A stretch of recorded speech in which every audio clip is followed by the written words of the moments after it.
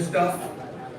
And, you know, I think it's bad that we have to compete against AI, Tilly Norwood and whatnot.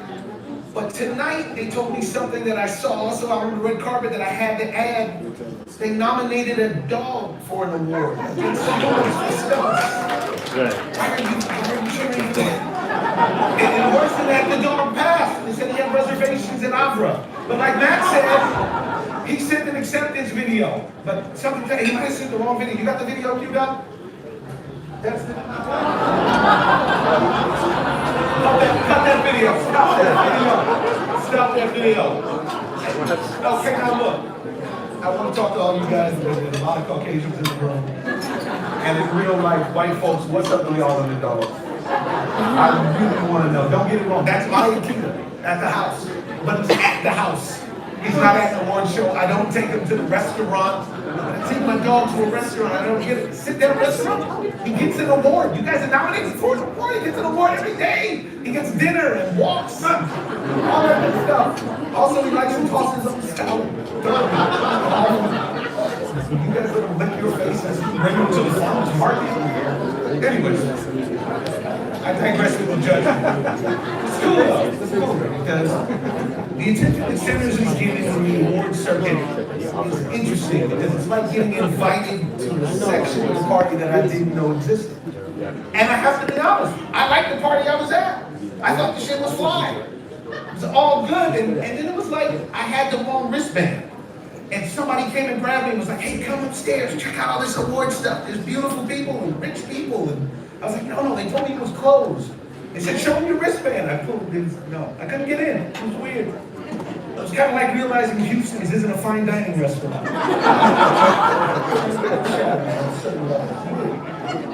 But honestly, it's funny because I don't think the arts are meant to be competitive. I really don't. But alas, we are Americans, so we have to make everything competitive. And with that, losers have to go home and self-medicate, drink and take pharmaceuticals, alcohol abuse. With that, it's a good thing we kidnapped Maduro, so the drug flow is going to stop now. I have it on good authority. No drugs coming in at all anymore. Telling y'all, Orange Julius is back in the White House, folks. He's there. He's there. When he's awake, he's acting up. It's going to be hard to hold the line with him. It really is.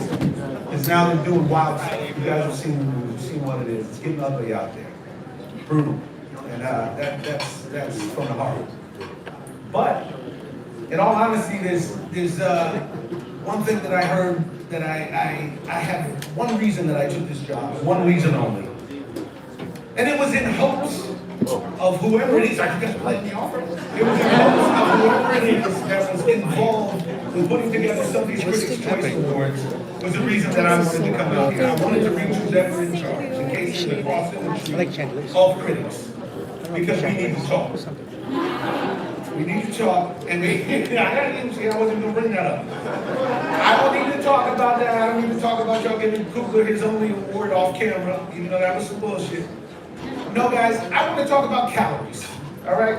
The GLP-1 shortage is over, so stop body shaming and serve some real food next time, or I'm filing a class action. I don't know what the hell that was. I left the house about 12, I got out at 7 something. During that process, I received about 16 grapes, 2 pieces of green, and 3 crackers. I don't know. They even feed you at funerals. So this is, let alone a marathon award show. So fuck you, can I get some protein? Being involved, you know, it's very interesting because luckily you guys, tonight, I'm the one that they asked to host the show. The show's their version of desperation. And for that, I told them that they have to feed you all. So enjoy, don't be like my dog. And I'm here to tell you, let's welcome our first presenter. Please welcome to the stage the stars of Good Witch, Catherine Bell and James Denton.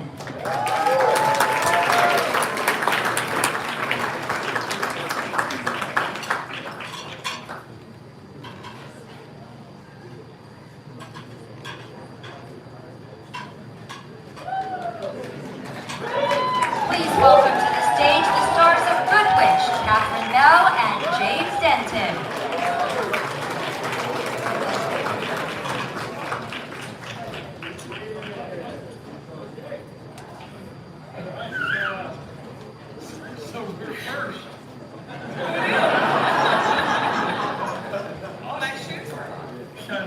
Well done. Yes. That's for Sherry. Never enough.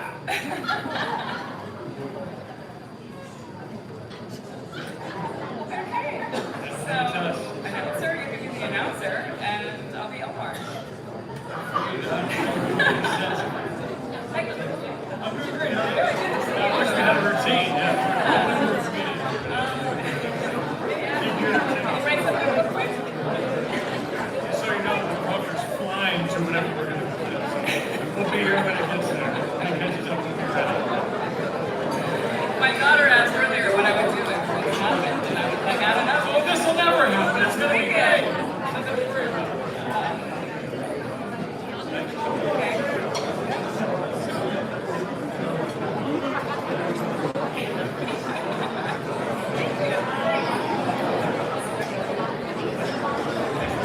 Yes, we're getting there. Everyone have their salad.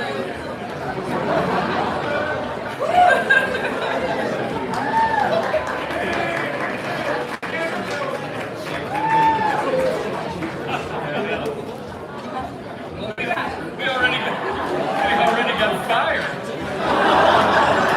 We'll see you later.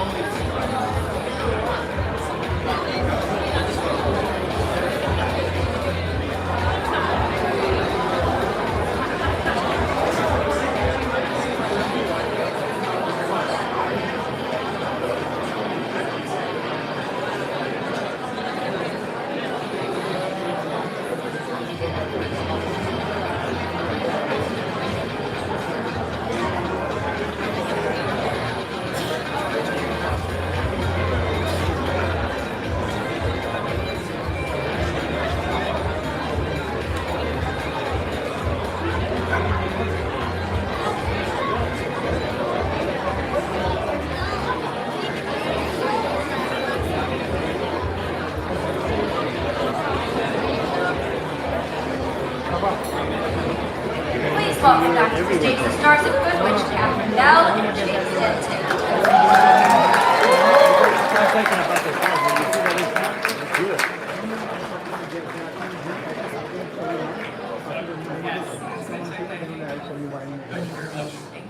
In a comedy or musical, supporting actors have a very specific job. Stealing every scene without getting fired. Luckily, this year's talented nominees did it brilliantly and never got the axe.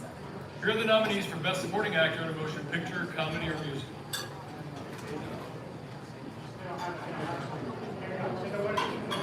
Okay. All right.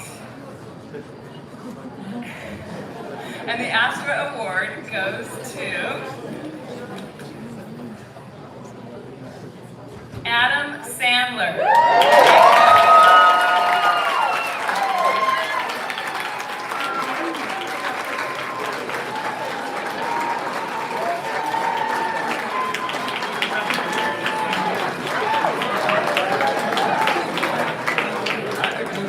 Good job every time you were up here, you guys were great.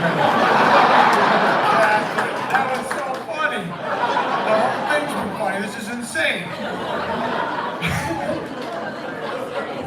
Okay.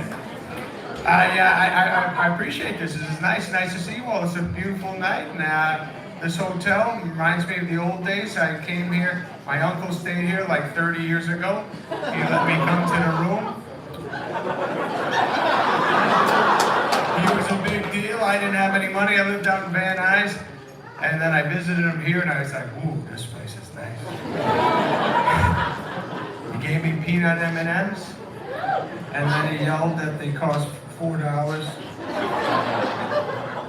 in the room, anyways. But there was a Red Lobster here. There used to be a Red Lobster right next door. I don't know if any of you guys, hi young man, how are you?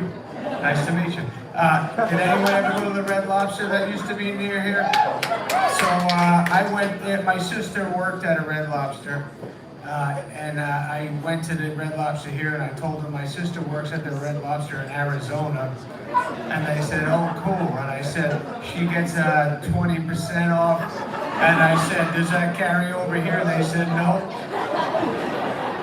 But my sister, the reason I bring this up is my sister, and by the way, if I didn't say thank you, but if my sister's birthday is today, she has her name is Valerie, she has cancer, she's been fighting it, and I just wanted to video you guys saying happy birthday to my sister Valerie, all right? On the count of 3, here we go, happy birthday!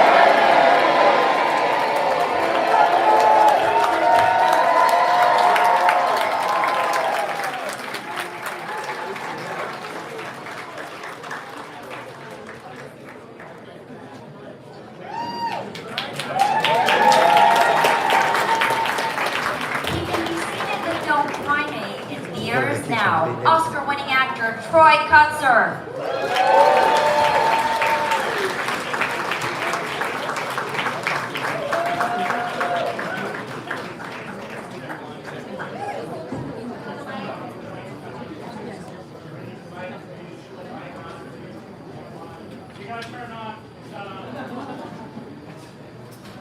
Check 1, there we go, mic's on, all right.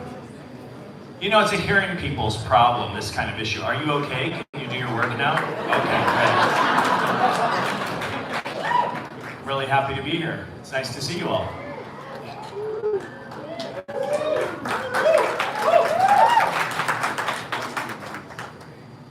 And so I'm here to present the Best Supporting Actor for a dramatic role. And it's the responsibility of a dramatic actor to really weigh the emotional impact and memories, and really all of the tension and feeling and the buildup, even with only a few lines. And so there's not much room for error in dramas. And this year's nominees have delivered such powerful and effortless performances. But if you messed up your line, how would I know? I can't hear if you made a mistake or not, I'm deaf. Anyway, we'd like to mention our nominees, if they'll appear on the screen, for Best Dramatic Male Actor. Let's see. Best Supporting Actor in a Motion Picture Drama. Stellan Skarsgard. Delroy Lindo. Jacob Elordi. Frankenstein. David Johnson. The Long Haul. Miles Caton, Sinners. Paul Mescal, Hamlet.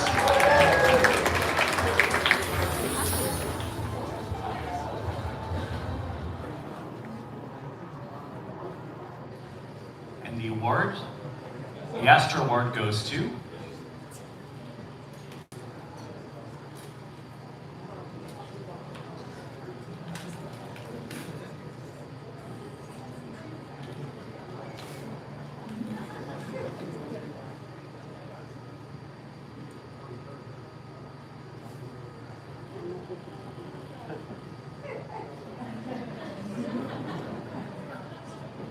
Stellan Skarsgard.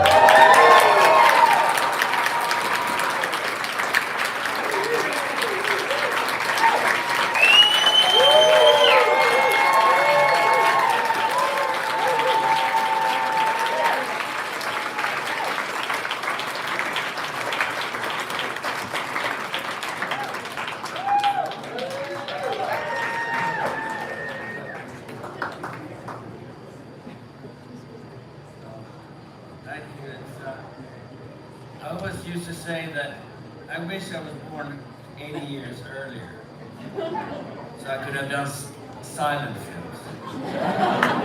Because you could have music on the set and you can't overact. It would have been wonderful, but I tried to get as many lines out of the script as possible and do silent work between the lines. So thank you very much for this.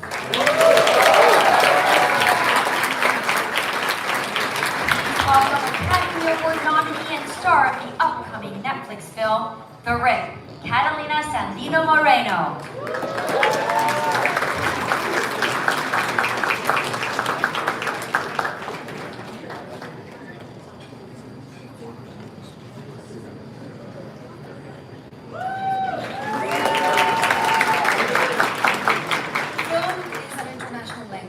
nominees for Best International Feature this year mastered it to perfection.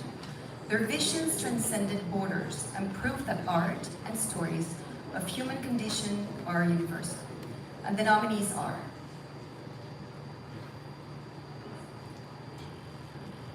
Best International Feature, Berlin. It was just an accident. No other choice. Sentimental Value. Sarai. The Secret Agent.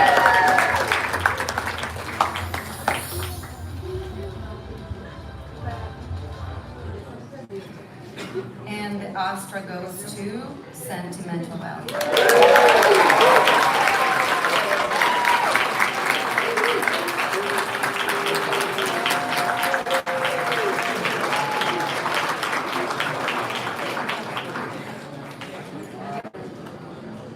Thank you so much. Thank you to the Hollywood Creative Alliance for this honor. I'm the director, Joachim Trier.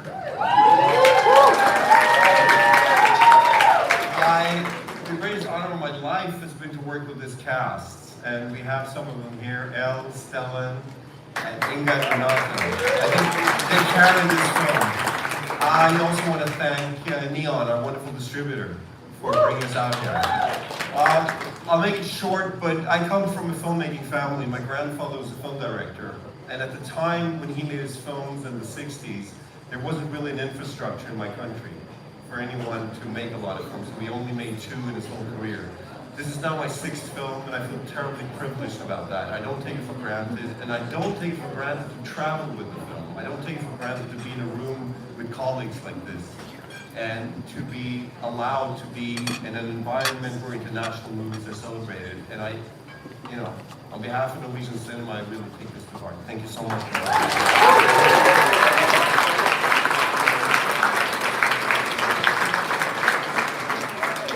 You recently saw him as Lex Luthor in Superman. Please welcome Nicholas Hoult.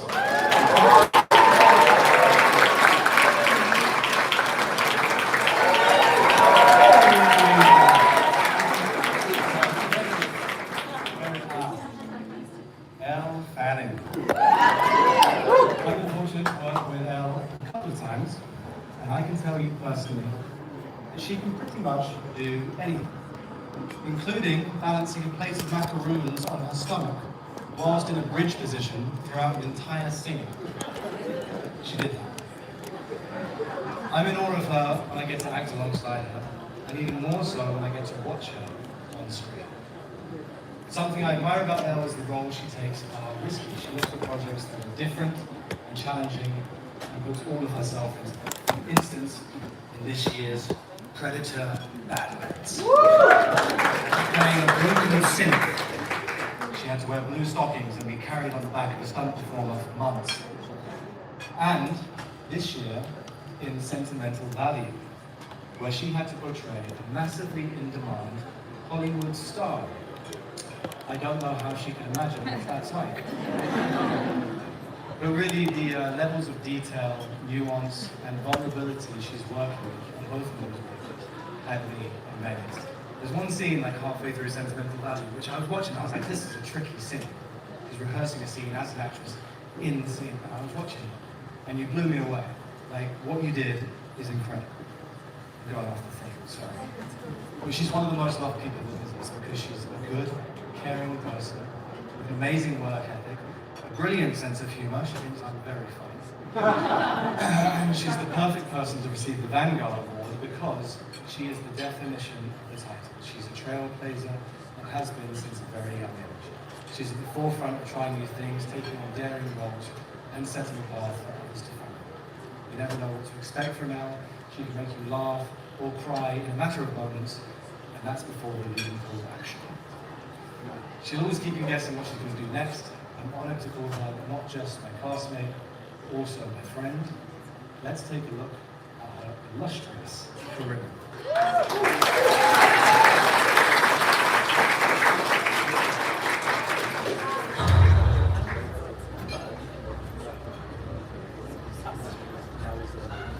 Just stop.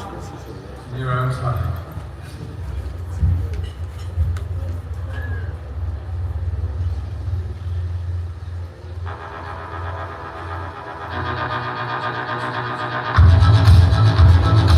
You had a great time here. I hope I can come back someday. You don't seem like an old person. Hi, Dad. Ella's like a little thespian. She's amazing. I met her and I was really taken with her. She was just that age exactly in between being a kid and turning into a teenager. I know he wishes it was him instead of her. I see it. I bet she's around. Women who kill to look like this, they carve and stuff and inject themselves. And I know it's stupid. My mom calls it compartmentalizing. This is heaven, right here.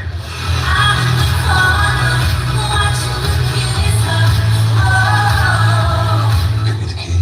You know I control that.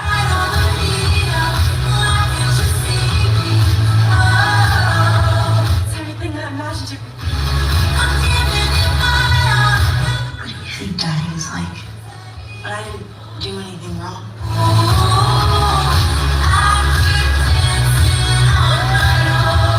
I have a few issues to table. The only issue is between my legs on this table. I feel like one of those plates that the French guy spins on those sticks on the Sullivan Show. Oh, okay, I like that guy. I'm sure it's fun to be the guy, but I was a plate. Well, good luck with your journey. I wish I could make films like you do. Just keep thinking that you made a mistake. I don't want to let you down.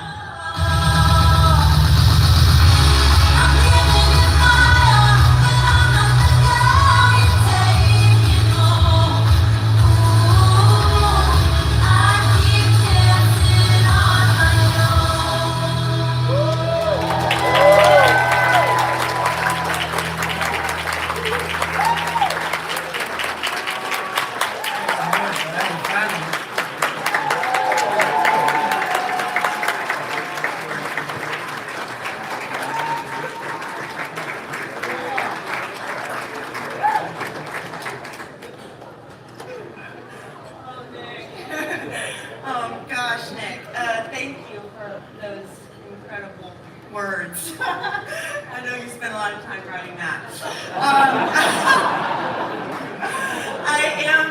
I'm overwhelmed a bit from watching that reel, but I also do want to, properly take this moment in front of all of you people and formally apologize to you, Nick, for spending so many years trying to kill you. I'm sorry for that. But don't think the rivalry doesn't live on. I auditioned for Lex Luthor many, many times. I did not get it, but you do look better with a bald head than I do, and you are funnier than me, as you said. I always think that. So just thank you for being here to present me with this tonight. Really nice. I kind of wrote a little thing, so I'm going to read that thing. Thank you so much to HCA for this recognition. I truly I'm so honored to be recognized by this group of journalists, critics, creatives who champion artists and cultivate the space for more stories to be told and voices to be heard. And it really means more than you can know. And standing here right now, it means a lot. But I'm gonna try to put that into words. So yeah, after watching that reel, it made me quite emotional looking at my little self like that. And it's flooded my mind with a lot of precious memories of how each director, crew member, and actor has molded me and been a vanguard for me in my own life. And I started to reflect, and I thought this was an opportunity to talk a bit about the experiences I have had so far. I know starting out as a child actor can get a bad rap, but my feelings are quite opposite. I think Nick would agree with me on that because he's evidence of one who has grown up to be one of the kindest, most respected, respectful, and just talented people that I know. So we have that together. And now, because I was lucky enough to start at such a young age, I was taught lessons that I would not have had otherwise. Yes, about this wild career we chose for ourselves and the craft, but more importantly, human ones. Most of the time, the child actor part is written as an observer in the story. So I spent those early years absorbing and watching all. I remember on my first day of Babel, I was handed a red rose and led to a circle. And there, Alejandro Inarritu proceeded to conduct a ceremony with every single person who was a part of the cast and crew. We joined hands and blessed the start of the production, each throwing our rose into the middle of the group, signifying that it takes a team to make a movie. And that was something that I had never seen anyone do before at that age, and to this day is a rarity. On Super 8, I observed the art of casting come into play. It was a months-long audition process with J.J. Abrams and his magnificent casting director, April Webster. I would keep coming back paired with a new group of boys. J.J. would mix and match us. But in hindsight, J.J. wasn't just looking for capable actors. He was building a group to become lifelong friends. He wanted us to have an experience we would share forever. And he certainly accomplished that. We played football outside the trailers.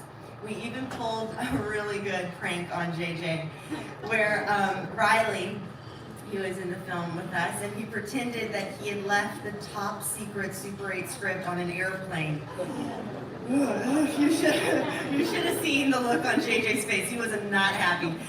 And then all of us kids came running out and we were screaming, "We got you, we got you!" And you know, he selected these kids from all different states, and we are still friends. And we even did a Zoom call on the film's 10th year anniversary, you know, where we laughed, we finally admitted crushes that we had on each other back in the day. We read diary entries and recalled memories that JJ cultivated for us. Because JJ didn't just want to make a great movie, he wanted us kids to have fun, important, core memories. And he taught me that in this business, it is most important to carry those friendships on. Now, there's also a side to this business that can be cutthroat and discouraging at times. And I did want to tell a story that I have never told before. But it's an experience that is always in the back of my mind, and it's one that really sticks out for me. I had the privilege to work with the late, great master, Tony Scott. And no, it was not Man on Fire. That's the other Fanning. But I was, in fact, in Deja Vu. If you blinked, you would have missed me. I played the little girl on the ferry holding her teddy bear with her mom, who was played by Tony's wife, Donna. Now, before this, I did look up on IMDb, and Tony did, in fact, give my very minor character a name. Her name was Abby. And I was quite young, I think around 8 years old. But I do remember that we filmed in New Orleans during Mardi Gras, and I had a handful of scenes. One of which was with Paula Patton, and I got to say a few lines. The movie was rated R, so I was definitely too young to go see it in theaters at the time, but was still very excited to have some screen time. And then one day after filming had ended, I got a phone call from Tony himself to inform me that the speaking scene I had and most of my scenes in the film had been cut from the final movie. And, you know, instead of Tony thinking, oh, it's rated R, she's so young, you know, she'll never know, she'll never watch this, Tony Scott personally had a conversation with me, an 8-year-old, to explain in a way a child could understand why that can happen sometimes. He said, you know, it can be due to time limitations, editing, story, but most importantly, it was not your fault. You know, sorry.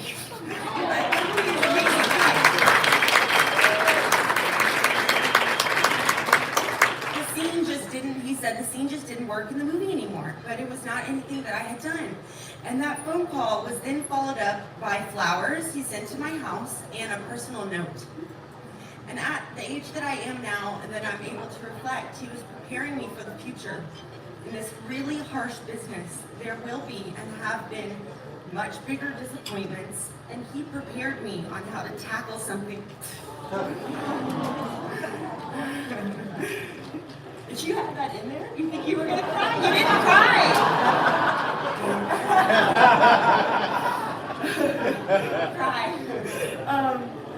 And he prepared me on how to tackle something difficult. He displayed immense kindness in dealing with that situation, where some people might not have thought twice about letting me know. You know, we live in a world that needs much more compassion for people's feelings and how things might affect the people around us. And he addressed something that was tough, head on, with humanity and dignity and value for the art form. His character in that moment is a guiding light for me in this business. He knew that I was going to grow up one day and think back on that moment. And instead of it being traumatic, he made it full of generosity and warmth. And I believe that that is what leadership should look like. That's a Vanguard in my eyes.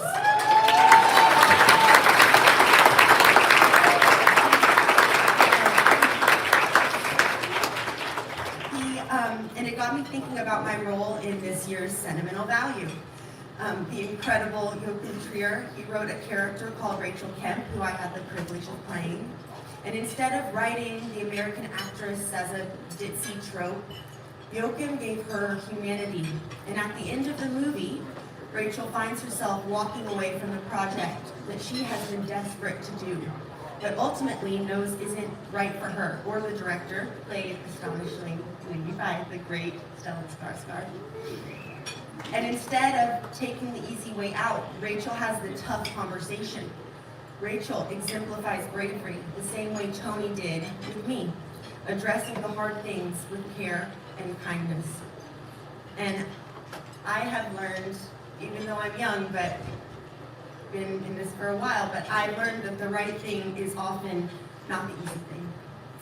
And so to wrap this up, I also must call out 3 very important people who share that same sentiment when it comes to their business, and they are here tonight. My manager, Brittany Conward, my agent, Hanley Baxter, and my publicist, Robin Baum, who they often have to deliver a fair share of hard truths, but I can always count on them to handle it with grace, gentleness, and honesty. Brittany, Hanley, Robin, you are certainly vanguards in my eyes, and you've been by my side since I was a child for a long time. And your character and moral compass is a beacon in my life, so I love all of you so much. So thank you guys. Thank you to the HCA and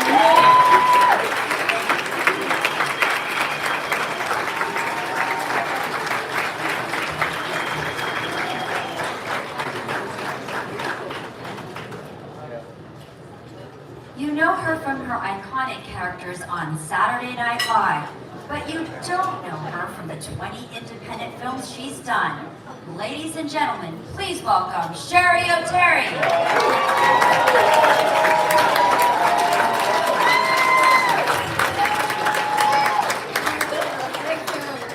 I am here to present the award for the Best Independent Film. I have myself a lot in common with the world of independent filmmaking. I'm just a lot like in the way, like I'm fast and I'm scrappy, and we're both trying to get picked up at Sundance. Oh! Woo!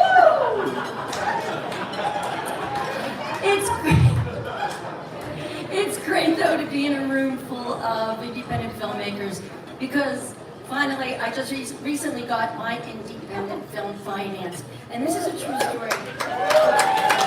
Thank you. This is a true story. Halfway through writing the script, my writing partner said to me, "Sharon, don't you want a part in this?"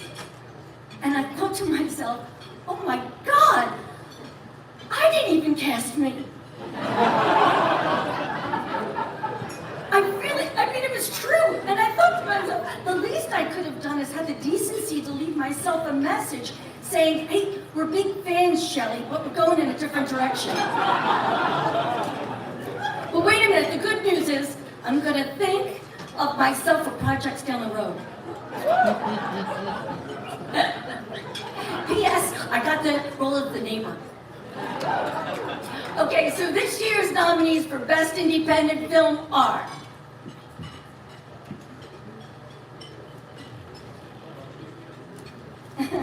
Best Indie Feature. Bob Trevino Likes It. Diamond. The Chronology of Water. Sorry, Baby. Twinless.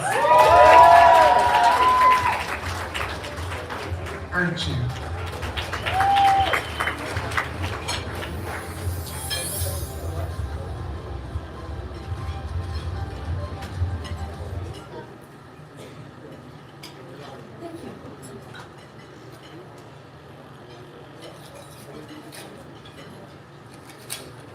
The award goes to Twinless.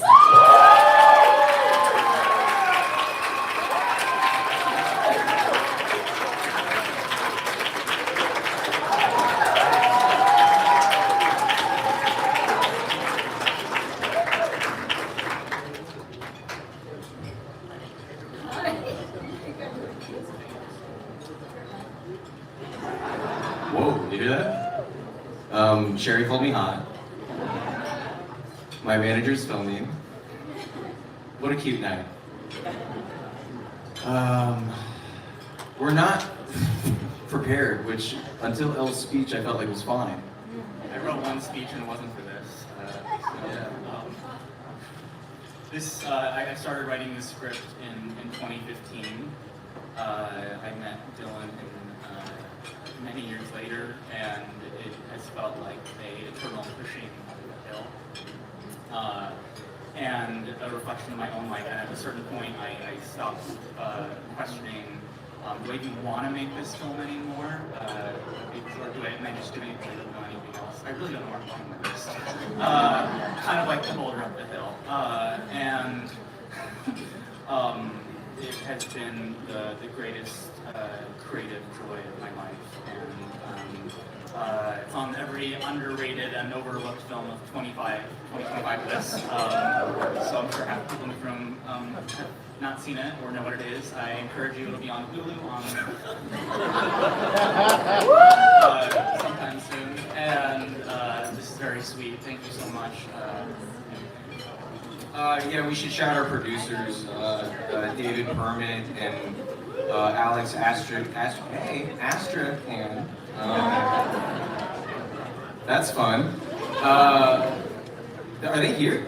Our producers aren't here, but they didn't give up on this like for 5 years, and like a lot of passes. So huge thanks to them. Huge thanks to Roadside.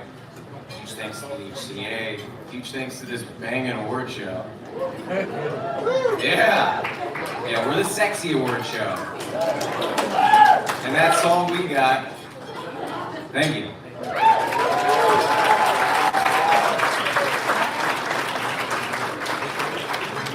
You know her from the Netflix show Wednesday. Please welcome comedian Ricky Lindholm.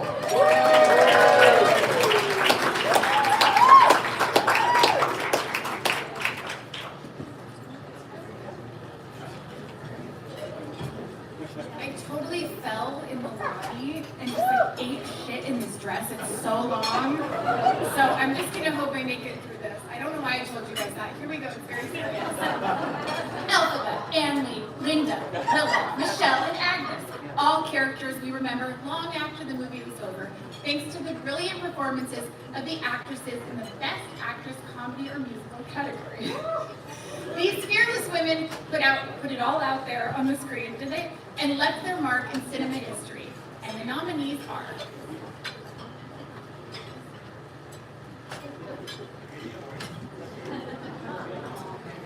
Best Actress in a Motion Picture Comedy or Musical. Amanda Seyfried, The Testament of Vanguard. Chase Infinity, One Battle After Another. Cynthia Erivo, Emma Stone, Begonia. And obviously, if it's still important to do this, you ask. Eva Victor, Sorry Baby. Rose Byrne, If I Had Legs, I'd Keep Them.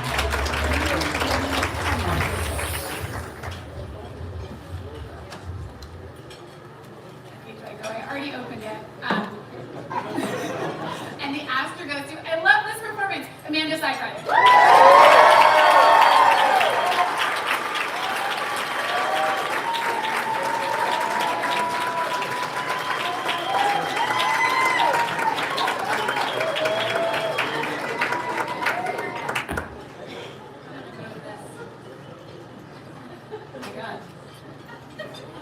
Thank you so much.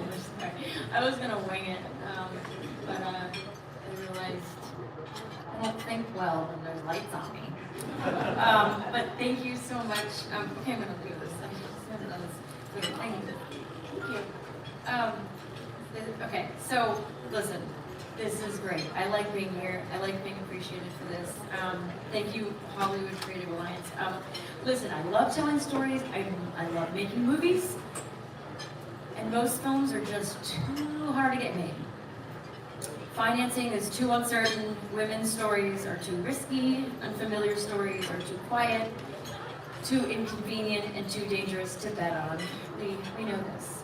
But Mona Fassvold, who directed The Testament of Anne Lee, her clarity, steadiness, and her commitment to restoring Anne Lee's place in history, she was a real person, in such an epic way, was incredibly brave and nearly impossible, and yet it exists. This film exists, and it cannot be replicated. For me, my acting work always starts with a flood of questions about what it is to be human and relating to the needs and desires of my character.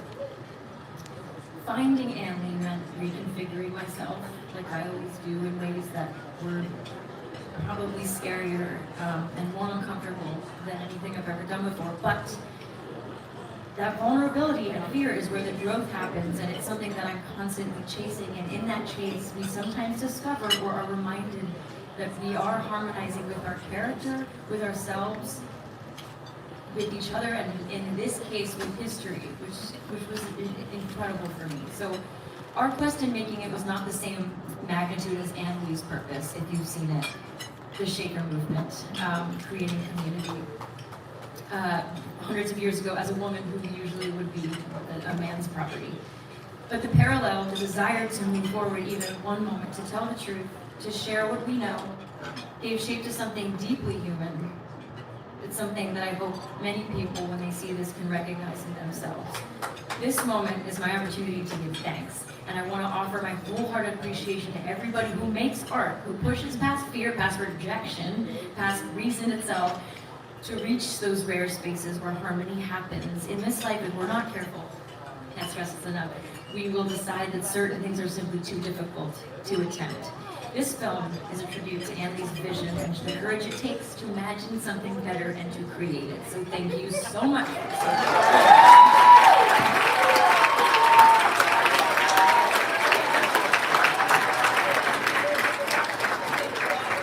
Please welcome actress, producer, and author Anjali Bhamani, and from Petco Love, Jennifer Schultz.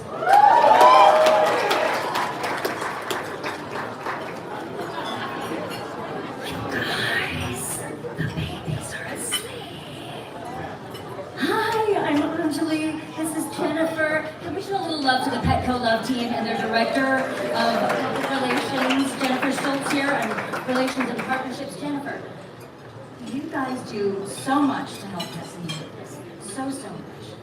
Thanks, Anjali. We're happy to be the charitable partner for the 4th year in a row at the Astra Awards, bringing puppies to the red carpet.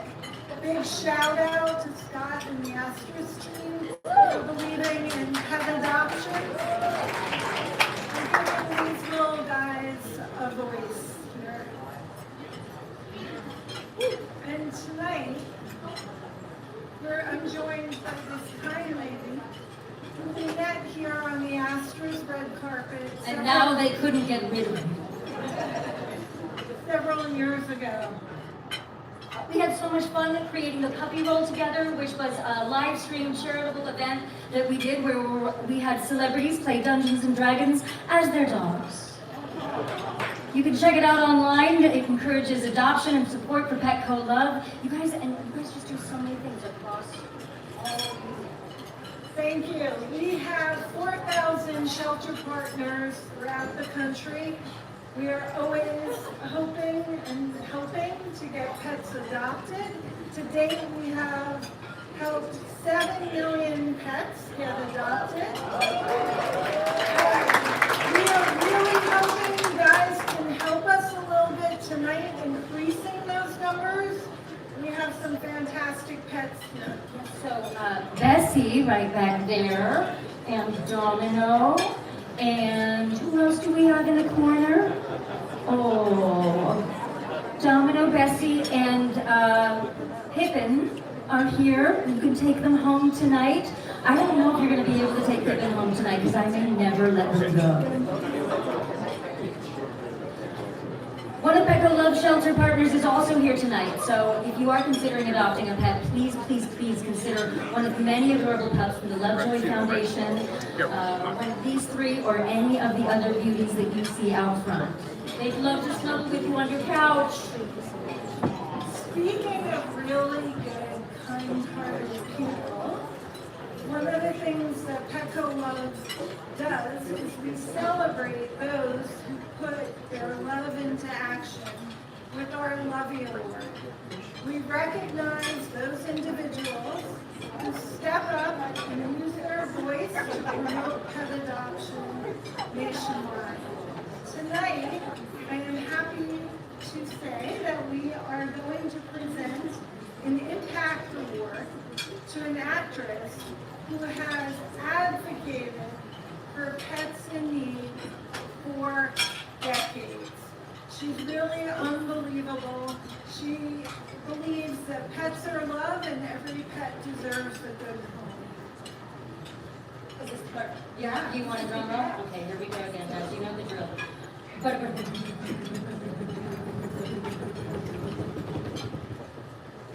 This year's Petco Love Impact Award goes to the lovely, kind-hearted Amanda Seyfried.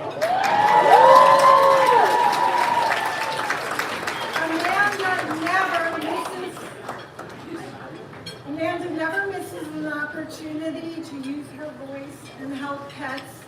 She's always joined by her cute dog, Finn. And we are so grateful for Amanda's heart and for everything that she does. We want to give you this award on behalf of Petco Love and a puppy if you'll consider it. I had to try. Thanks. This is so cool. No, seriously, I love that you guys are talking about animals right now. It's great to just always shine a light on humans and animals alike. But I want to dedicate some money to love. But I want to dedicate this to my 16-and-a-half-year-old Australian Shepherd Border Collie mix, who is my spiritual guide, and that's not a joke. He really truly is, and as of an hour ago, he was still alive, and so he better stick with me till I get home next week. But I will say that it's animals are the best. They're the best kind of support system we will ever have, and they don't have voices, and so they need us to continue to advocate for them. And I know that, and I feel that way, and I say this. You know, it's a huge responsibility. I run a 501c3 sanctuary on my farm by myself. Well, I have a caretaker, of course, but these animals are coming in from all over the place. Some like emergency situations that end up staying forever, and a lot of the animals are just on their way out of life. And to offer space to them has been like one of my favorite things about my life, and why I always just want to go home. So, but it's also made my career so much more impactful. But it's really grounding to adopt, to rescue, to offer space to animals in need. It really is truly like the greatest gift, and and I don't take it lightly that I get to be up here talking about it. I will always talk about it. I gotta get off stage. But this is great. Thank you, Petco Love. Thank you guys. Thank you, Astros, for offering this space.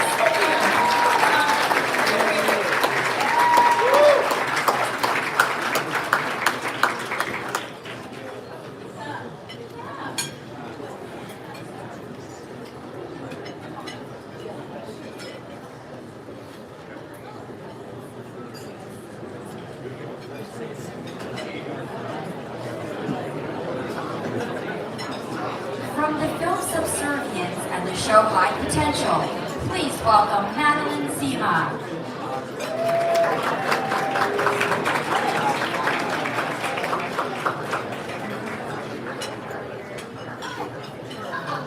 Hi guys.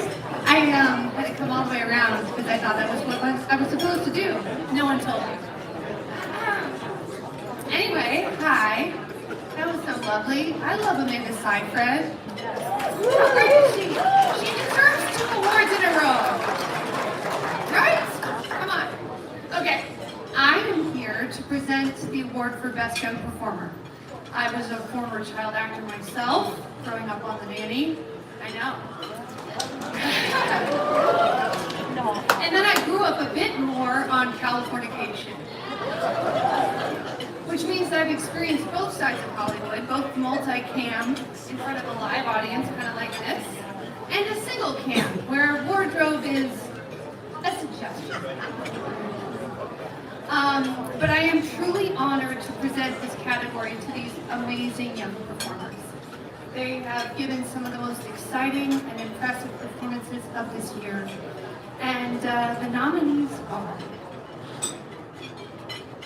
Best Young Performer, Aiden Delvis, Ugomi, Emma She Rides Shotgun, Jacoby Juke,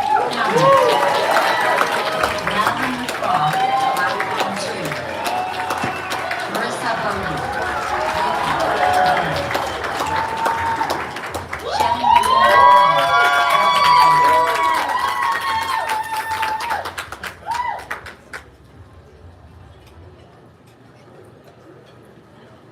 And the award goes to Jacoby Jude.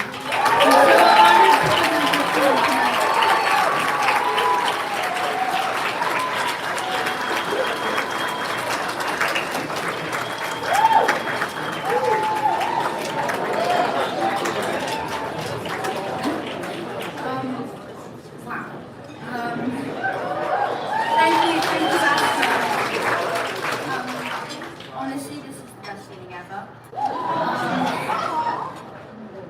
Firstly, I actually want to say to my fellow nominees that just because I'm up here on the stage doesn't mean that I have accomplished any more than you. We are all winners.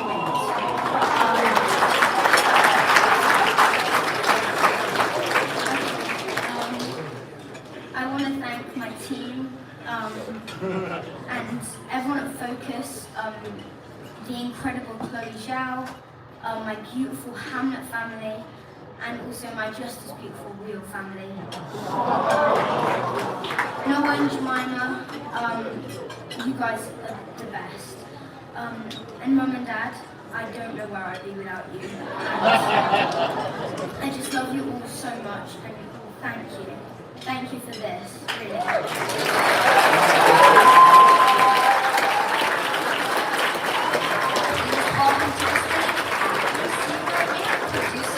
Sophia Carson.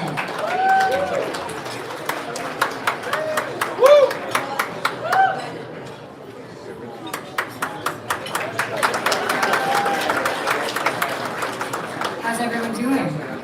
Good? Just waiting for the prompter to turn on? How was dinner? Good? Yeah?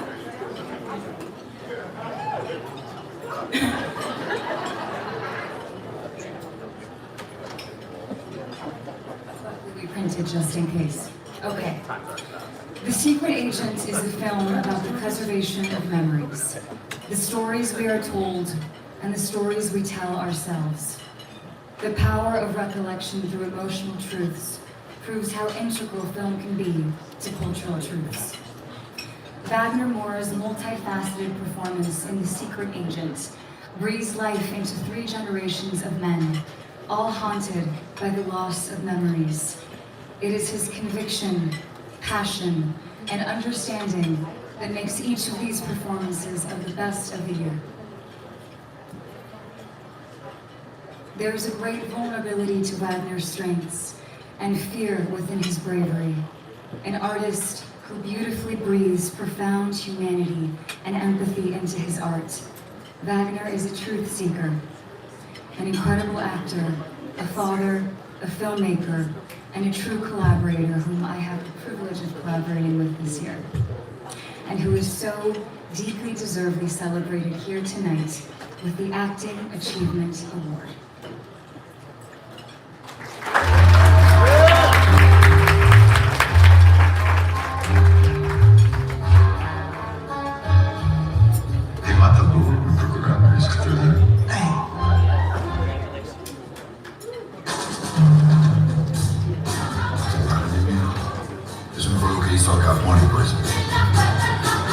You're American, okay? What kind of American are you? These guys are gonna come after us, man. We have no choice but to work with the Americans. Tu não tá amado? Não, mas eu sei usar o mato.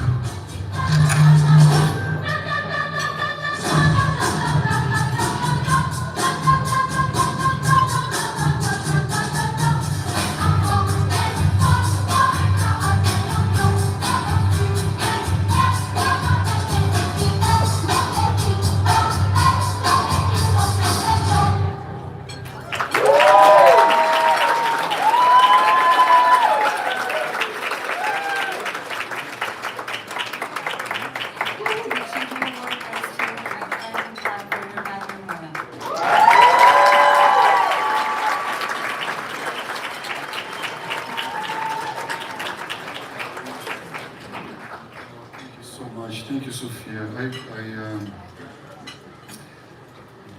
I admire Sophia so much. I'm gonna direct my second feature film this year, and I was in the casting process of trying to find the right person. One of the first persons that I had a conversation with was Sophia, and I met her when she said hi. I was like, that's her. And she, in this kind of films, it's the kind of films that I want to do. They're hard to finance. So you were so patient. Like it took us like it's been 3 years since we met, and she's been so patient and sticking with us. So thank you so much. You're such a great artist, and I admire you so much. And thanks for thanks for presenting this to me. Okay, I wrote something to you. I wrote it, but I didn't bring my glasses, so this is gonna be okay, thank you to the Hollywood Creative Alliance for this award. Thank you to Leon, who has been such a wonderful partner with The Secret Agent. Thank you to all my team, my family, my wife, my sons, my friends, and of course, a special thank you to Kleber Mendonça Filho, my brother, for this extraordinary opportunity. He's a fantastic director. If you haven't seen his other films, you should. He's an extraordinary artist. So achievement in acting is quite a category to represent. As actors, we are very lucky to find these characters and inhabit their worlds and be able to create the souls of these human beings. I feel very grateful that I've been given the opportunity to do this many times in my life, which feels amazing for a kid who grew up in the northeast of Brazil. It was kind of crazy back in the 90s, a kid wanting to be an actor. We're from the place of the country. We are thrilled with the attention that The Secret Agent, this very Brazilian film, has been receiving. It means a lot to us, it means a lot to Brazil, it means a lot to Brazilians. The self-esteem of a country that recently went through a pretty bizarre moment in its history when the far right decided to bring back to Brazil of the 21st century the values, the logic of the dictatorship that we had from 64 to 85. That was only possible, in my opinion, because of our self-inflicted amnesia.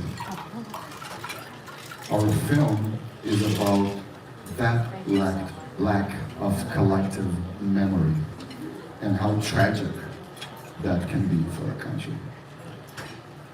But it is also about a man who decided to stick with his values when everything around him said the opposite. If trauma can be passed along generations, values can too. Personally, I have hope. I'm very optimistic. Sometimes I say that I'm very pessimistic with the present, but very optimistic with the future, which I don't know if that makes sense, but that's how I feel. I do have hope. Films give me hope. These artists here tonight, they all give me hope. You give me hope, Sophia. So thank you for this beautiful honor. Have a good night. Thank you.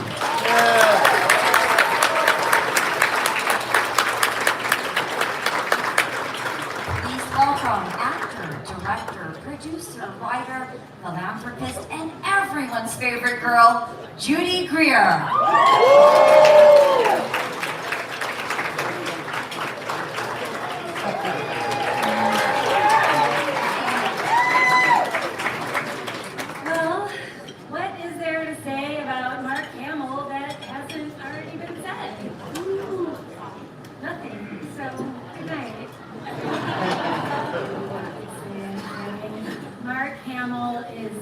One of the most beloved actors to ever grace the silver screen, and not just because he was in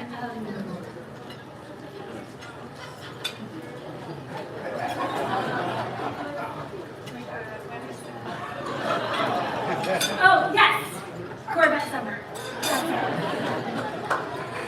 It is obviously because he is such a respected, versatile, classic actor in every sense of the word, and his work really does speak for itself. This year alone, he starred in both The Life of Chuck and The Long Walk, where I was fortunate enough to meet him and act beside him.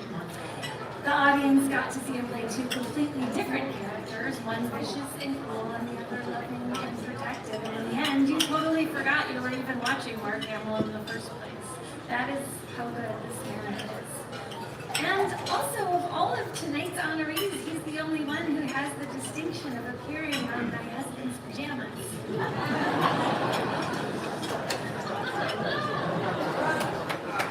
It's not weird.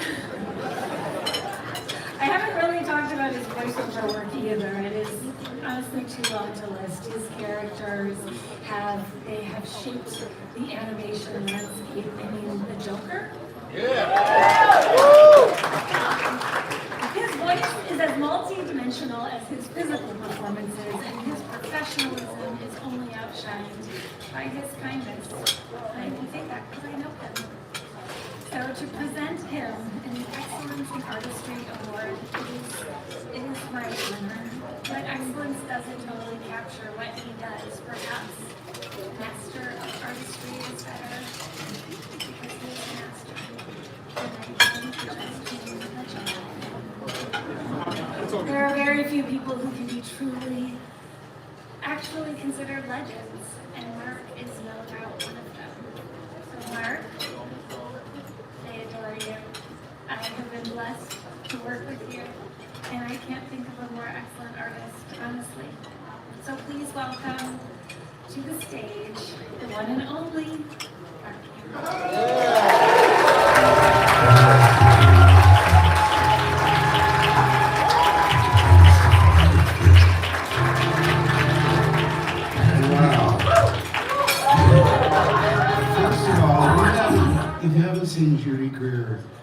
in the long walk. She's superb and brings such humanity to the role.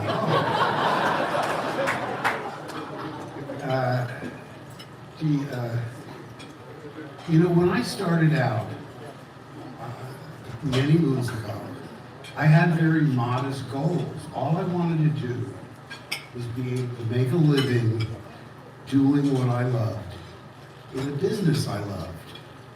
It wasn't like I wanted to, you know, I didn't have modest goals. That's what I'm saying. On my social media, I wrote, believe in yourself, work hard, never give up, and then anything's possible. Now, to be inclusive, I also wrote, or kick back, relax, aim low, you'll never be disappointed. But again, I really should thank, you don't do this alone. And there are just hundreds and hundreds of people that have helped me, have inspired me, writers, directors, agents, fellow actors. So to all of them, I share this, and again, thank you so much. To say that I'm honored is an understatement. Thank you all very, very much.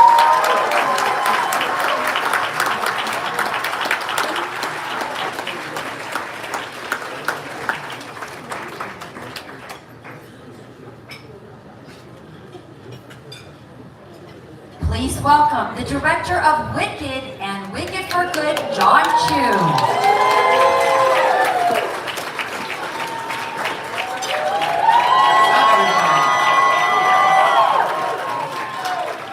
Astros are my people. Yes, great. I love this chaos. It's like set. Messy. But you know who fixes it? The editor fixes it. And it looks all clean, so no one will ever know outside of these walls. You know, tonight we are surrounded by beauty. Red carpet, celebration. It's very nice. Everyone looks great tonight. And these things matter. They are meaningful. You know, they honor the work of hundreds and hundreds of people who work really hard together. And what we rarely mention, though, is the forgotten life that goes into making the movies that speak to the world. The quiet hours, the unseen weight, frustration, the moments when real life does not pause just because art demands focus. This year especially reminded us of that. And we haven't been talking about it that much, but we should be. Because it wasn't that long ago, and we lived through real tragedy this past year with the LA fires. And I know it affected a lot of you here. And many in our community were deeply affected, including our editor, Myron Kerstein, who we're honoring tonight. Because in the middle of the chaos and loss, our industry colleagues were forced to do the hardest thing imaginable: take care of their loved ones, take care of each other, and somehow still show up to make the art for the world and give them joy. What you see on the screen all year long is not accidental.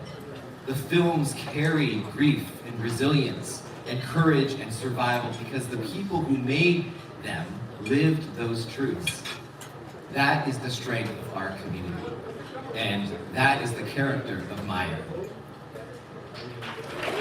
I watched it firsthand, hitting those deadlines, but also taking care of everybody. We had a schedule, we had a release date, the highest pressures at the highest levels, and through it all, Myron carried not only the movie, but the people making it, our post-production family, and honestly me. And we're not just collaborators, we are family, and he is my brother. Do you know how hard it is to make a musical? If you think these video cues and the teleprompter is difficult, you should get on set where you have live music and stunts and VFX and special effects, and you're making 2 movies and all these actors in costume. I mean, it is nuts. And again, the person who pulls it all together is Myron. He poured lived emotion into this movie: loss, farewell, the ache of an inevitable ending. And you feel it when Glinda holds the hat left behind by her friend. He lets the moment breathe longer than expected because he knows that's what it feels like. When Elphaba looks at her old hat and she is leaving behind and quietly remembering who she was and will never be again, he holds on the wide as the camera pushes past the hat and towards her renewed face because he knows what it feels like and he knows that there's hope on the other side of it too. And he knows that you and the audience knows that as well. Those moments feel truthful because they really are. And Myron is not just a master craftsman, he is a sponge for the human connection. He is willing to go to the dark places and somehow, even through pain, he always instills joy, hope, gratitude, and love to guide us back to the light. That is his secret sauce. The contradictions of scope and intimacy, optimism and skepticism, awe and familiarity. And when people say Wicked is part of their lives, when they sing the songs in their kitchen, and when they cry thinking about what they too have lost or find courage and understanding for the story, they are talking directly about what Myron weaves into the fabric of the film. Most audiences will never know his name, but they know his heart because it lives inside theirs now.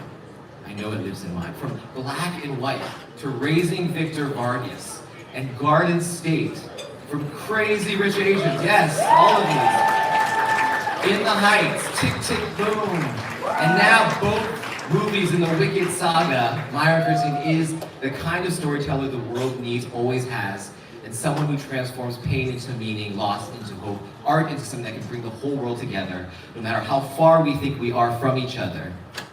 And I am lucky to call him my friend, my brother, and I am forever grateful, forever changed for good, of course, I had to say.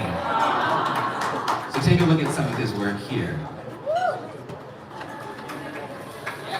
I always approach music-driven films through the audience's eyes. I lean into finding the heart in things, like that's my style. I try to let it all be feeling and performance. Does something make me want to cry? Does something make me laugh? Do I get goosebumps from a shot? To have a co-conspirator in the creation of your movie, to have someone bounce off things, is the greatest gift a storyteller can have. I've learned that you can dream big and still meet the mark.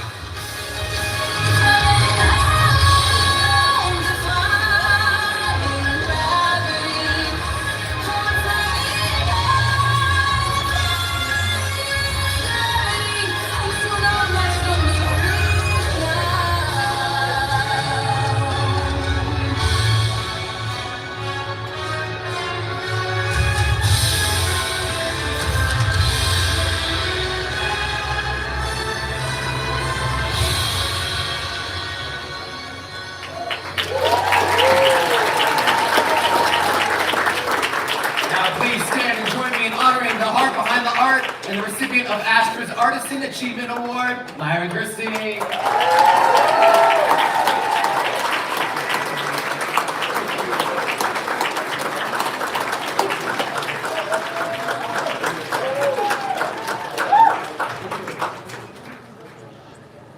John makes me cry a lot in the editing, so I apologize.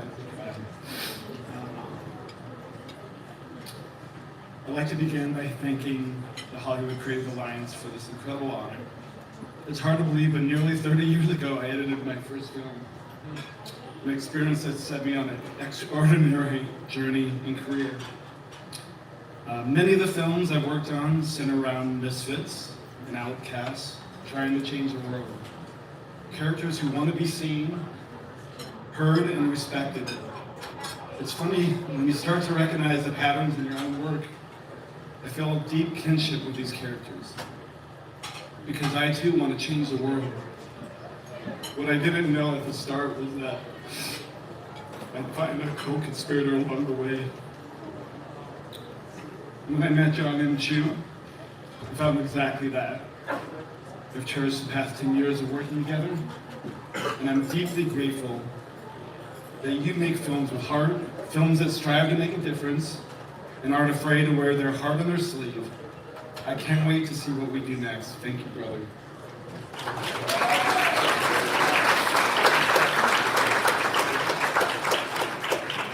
Thank you to my family, friends, and assistants who endured my screams as I pulled my hair in search of the perfect edit through thousands of failed attempts. Thank you to my girlfriend, Jeanette, my bright star and compass. I love you. Finally, I'm keeping this short because I'm editor.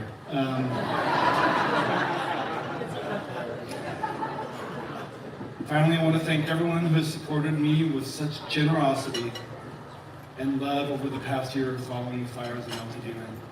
In that home, I crafted many characters and stories that made audiences cry, laugh, and yes, dance. I'm forever grateful to those mountains and that community which have inspired countless artists and will someday do again. Thank you.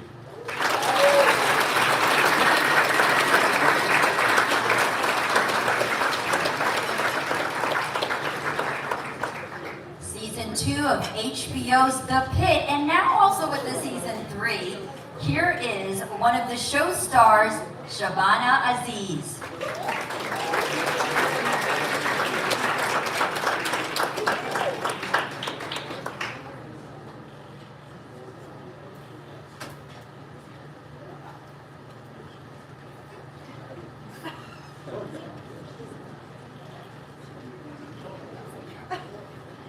Thank you for your patience, ladies and gentlemen. Season 2 of HBO's The Pit starts today, and they've also been already picked up for Season 3. Please welcome one of the show stars, Shabana Aziz.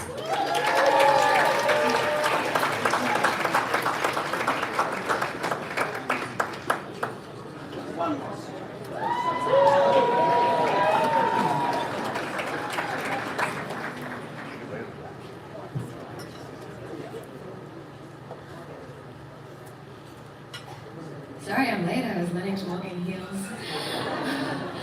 The Best Hair and Makeup Artist Award celebrates the artist who can transform an actor, creating looks that tell stories before even a single line is spoken. From subtle realism to bold transformation, hair and makeup bring our characters to life in unforgettable ways. Here are the nominees for Best Hair and Makeup.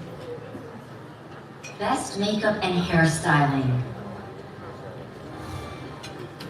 Frankenstein. Kiss of the Spider-Woman. Sinners. Waltzing with Brando. Weapons. And Wicked for Good.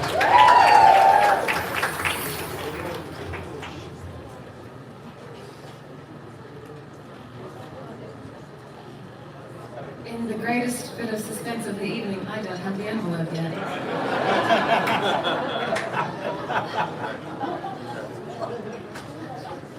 Never mind, not that much suspense.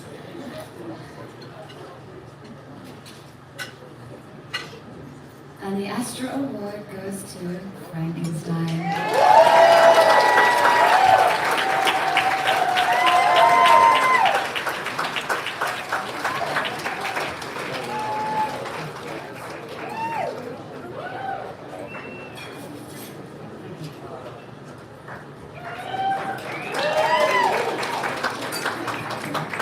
I have no speech, I'm sorry. Thank you so much to the Astra Awards. Thank you so much for trying to do those poor little dogs. How awful, right? What a hatchlings that is. We want to thank Netflix, of course, and we want to thank Mr. Guillermo del Toro, our monster brother. And from here, I'll give it to my friend Jordan. Thank you very much. It's an honor.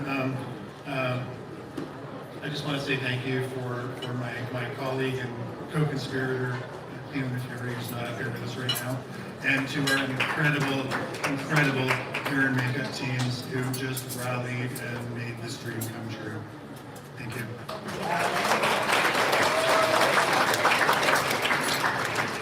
Director of the upcoming film, Gail Daughtry and the Celebrity Sex Pass, David Wayne. Hello. How's it going?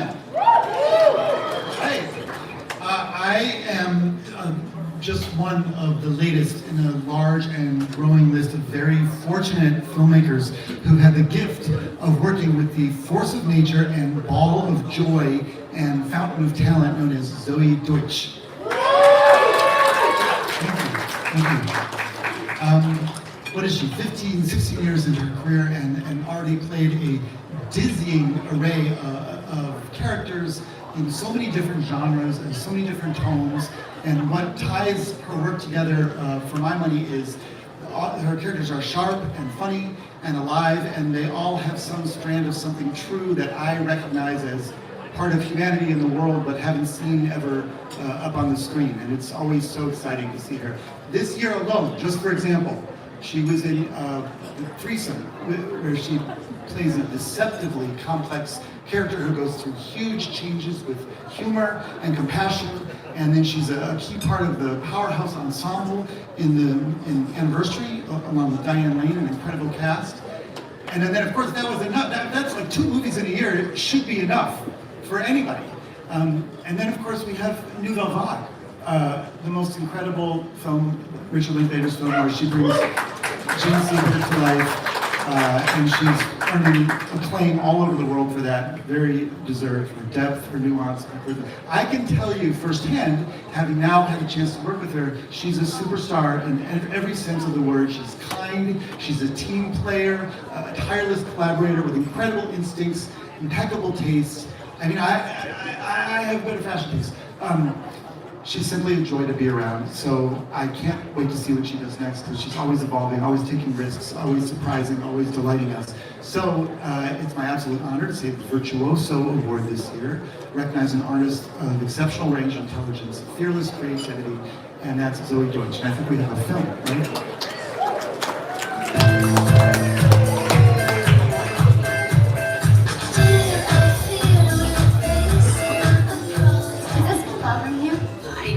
You telling me who to date. We're never gonna see him again. Let's just lock him in a room together so they can have sex with each other. Are you a stripper? I feel like you're being super judgy. I'm not doing this for the side piece, baby mom. Absolutely not.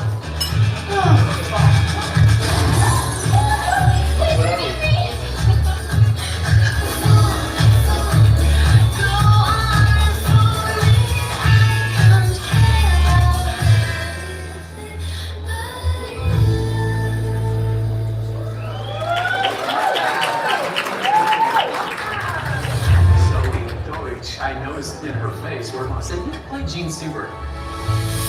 She brings some marvelous life to the film. It's just incredible. I knew she had this kind of will and work ethic. I never even said that I'd do the picture.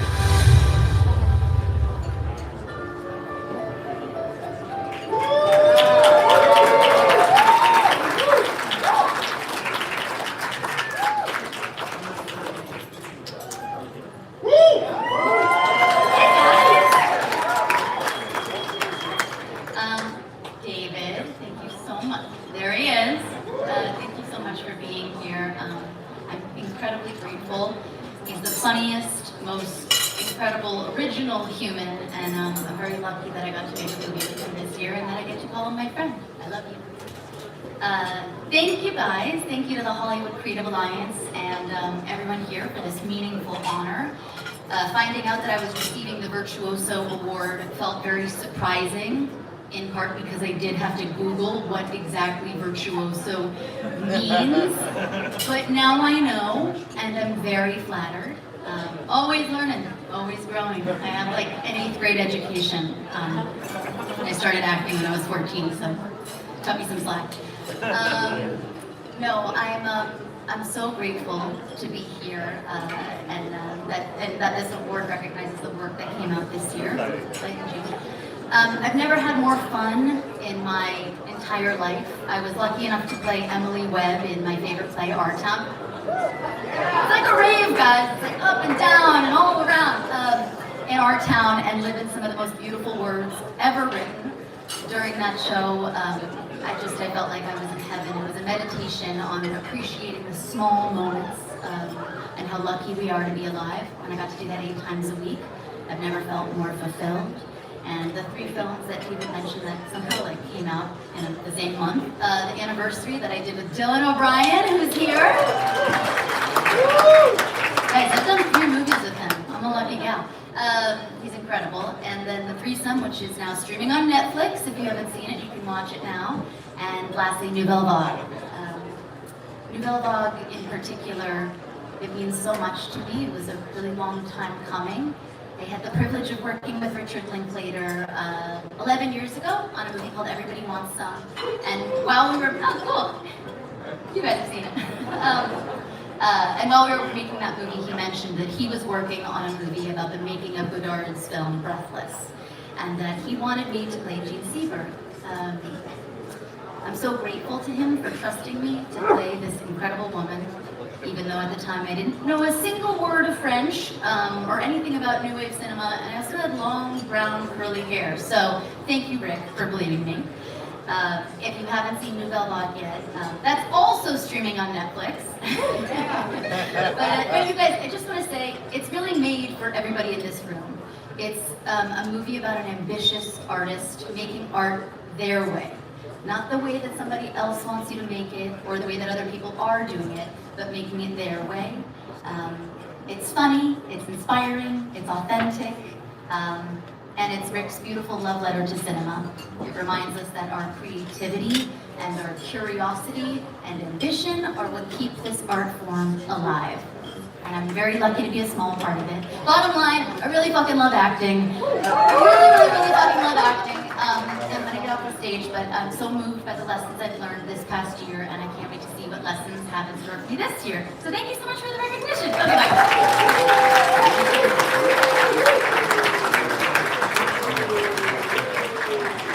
Please welcome New York Times best-selling author of the U-Book series that inspired the hit Netflix series, You, Caroline Kepnes.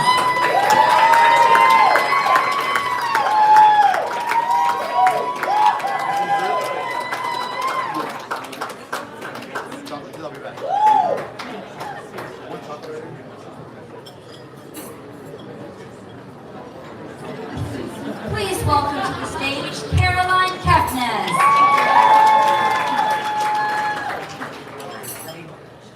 Turning a beloved book into a movie is a hard job.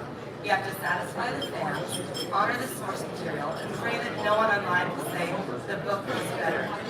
No. This year's nominees took that risk, and it paid off. Here are the nominees for Best Book-to-Screen Adaptation. Best Book to Screen Adaptation. How to Train Your Dragon. Mickey 17.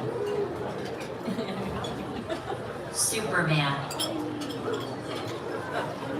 The Long Walk. The Housemaid. The Life of Chuck.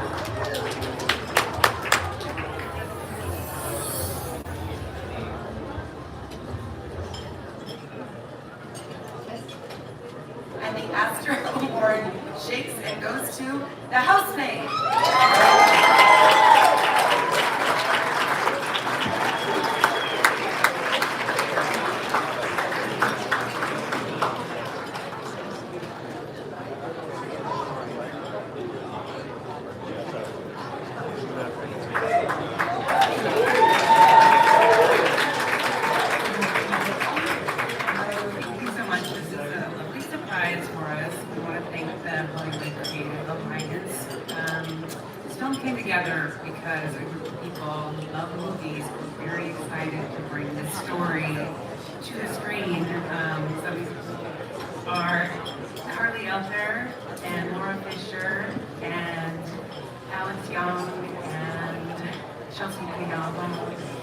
Our amazing director, Paul Beek, will be here tonight. Todd Lieberman, producer. Of course, we had an amazingly charismatic cast. Sydney Sweeney and Amanda Seyfried. Brandon Slanar, McKinley Barone. I want to thank Adam Folsom and Aaron Westerman at Lionsgate. They did an amazing job. We thank them so much. And of course, the wonderful, magical queen, Freedom, none none of us would be here without her incredible book. We all love movies. We love the movies that we get to see in a theater. We love the theater experience. It's so important. I think this film really tells you that. And on behalf of everyone, thank you, and we look forward to continuing the story.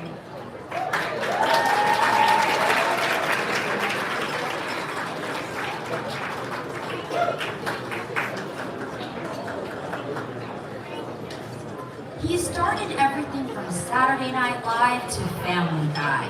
Please welcome actor, musician, and comedian Jay Farrow.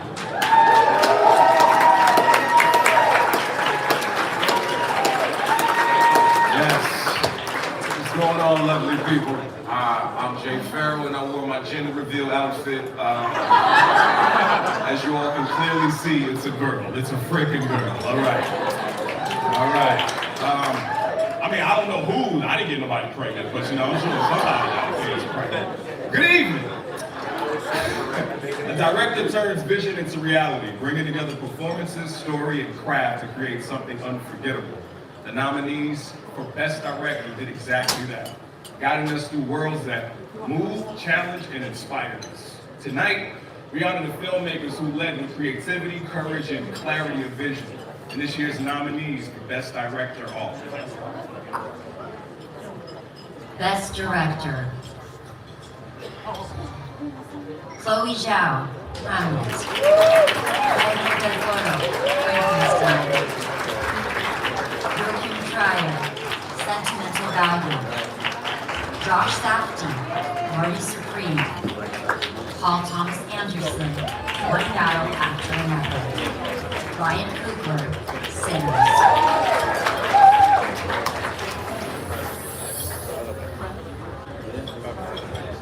And the award in the Astra for Best Director goes to Ryan Coogler.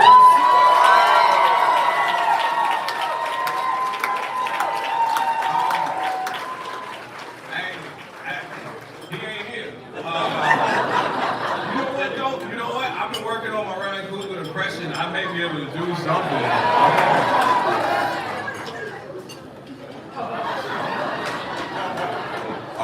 I just want to say to everybody, you know, it's got nothing to do with me for real. It's all about the cast and crew, and you know, of course, Michael B. Jordan. You know, that's like Jordan. You know what I mean? And to everybody put in their hard work. I appreciate it. Also, we're gonna win everything. All right, thank you so much.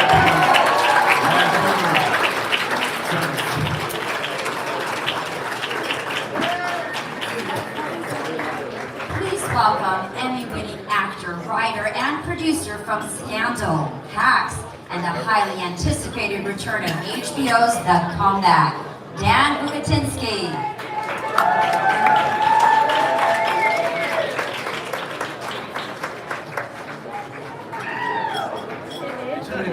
This is my Valerie Cherish moment, because I was, if you know, you know, and we're coming back in March, so there you have it. Every filmmaker remembers their first time. I sure do. Palms are sweaty, the heart is racing.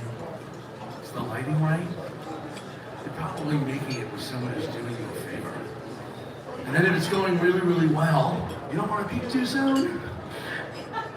And then, when it's over, he blocks you on Insta. Oh wait, my first? Oh no, oh sorry, I'm talking about something else, sorry.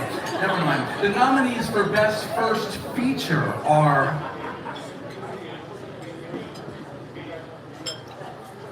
Best First Feature: Bob Trevino Lights It, Eleanor the Great, Good Boy, Sorry Baby, The Chronology of Water.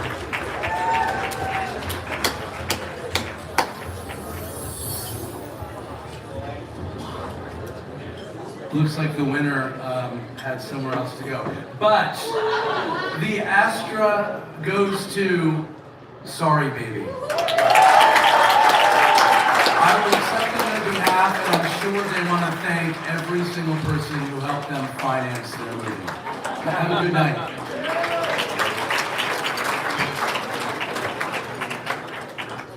Please welcome to the stage star of Squid Game and No Other Choice, Lee Byung-hun.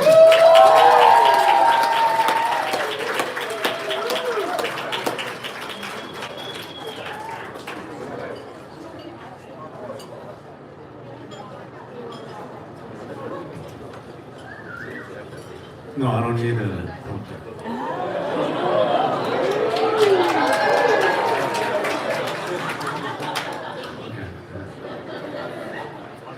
When I made my first movie with him 25 years ago, I didn't have any expectations or hopes.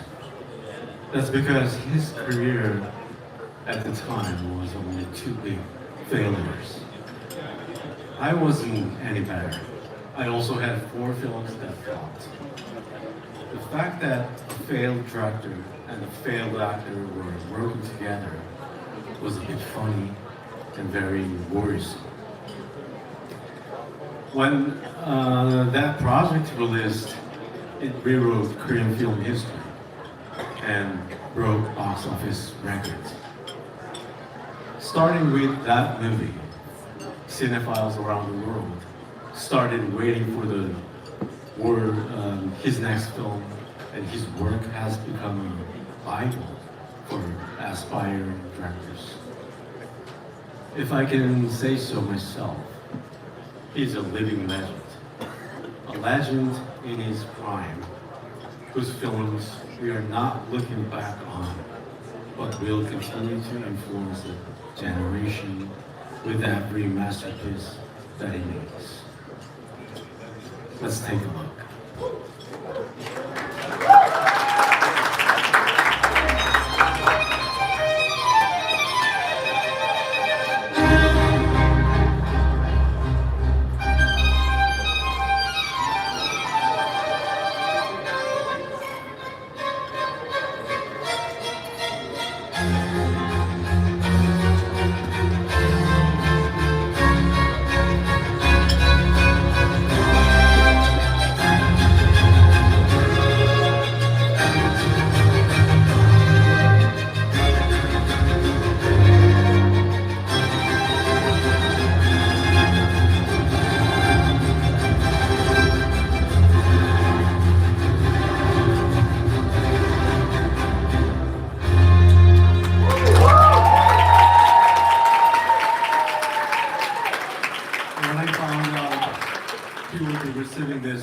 Achievement award, I felt I had no other choice but to speak his name.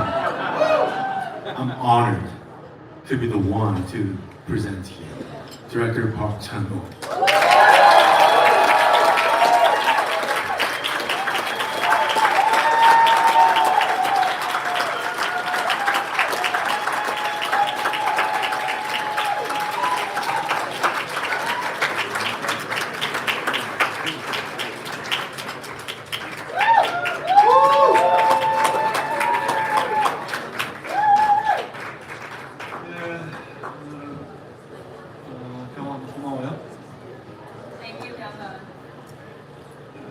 이렇게 서로에게 상을 주는 일은 이제 그만해야 될 것 같아요. 너무 많이 했어요. We need to stop giving awards to each other. We've done it so many times. 계속 이러면 사람들이 우리를 칭찬해 줄 사람이 하나밖에 없다고 생각할 거예요. If we continue doing this, people will think that there's only one other person who would like to compliment us. 저는 에디터는 아니지만 그래도 짧게 하려고 합니다. I'm not an editor, but I'll also keep it short. 왜냐하면 통역을 하는 시간이 필요합니다. Because we need time for interpretations. 제가 30년 넘게 영화 감독 일을 하면서 무엇을 깨달았나 오늘 정리를 하면서 한번 해봤습니다. On my way here, I looked back on my 30 years of filmmaking career and thought about what I've learned. 생각해보니까 중요한 것이 이거더라고요. 보통 뭔가 섞어야 한다 또는 뭔가 밸런스를 맞춰야 한다 라고 생각하는 것들이 사실은 좀 별개가 아니라 분리 불가능한 하나다라는 그런 깨달음입니다. And I think the greatest lesson has been that these things that we consider as having to balance or mix together have actually been one inseparable single entity. 예를 들어서 주제와 스타일은 분리될 수 없는 하나입니다. For instance, theme and style is one inseparable entity. 주제는 오로지 스타일을 통해서 전 표현되어야 하는 것이고 주제 없는 주제가 전 담기지 않은 스타일은 그냥 공허한 장식에 불과하죠. This theme has to be expressed through style, and style without theme is just empty decoration. 그리고 큰 그림과 디테일을 역시 분리돼서는 안 됩니다. 모든 것은 어떠한 위대한 생각도 디테일의 축적을 통해서만 표현될 수 있습니다. And the big picture and the details also can't be separated. The big picture can only come together when you put those details together. 그리고 또 비극과 유머도 분리되어서는 안 됩니다. 우리의 삶은 오로지 슬프기만 하는 순간도 없고 오로지 웃기기만 하는 순간도 없죠. And tragedy and comedy similarly cannot be separated. In our lives, we don't have just happy moments or just sad moments. 그리고 마지막으로 필메이커의 취향과 관객의 취향은 분리되어서는 안 됩니다. And finally, the filmmaker's taste and the audience's taste cannot be separated. 어떤 사람들은 나는 이것을 원하지만 관객은 이걸 원할 거야 하면서 거기에 맞춰주려고 합니다. Some of the filmmakers have their own taste, but they believe that the audience would just want something different, so they try to adjust to the audience's taste.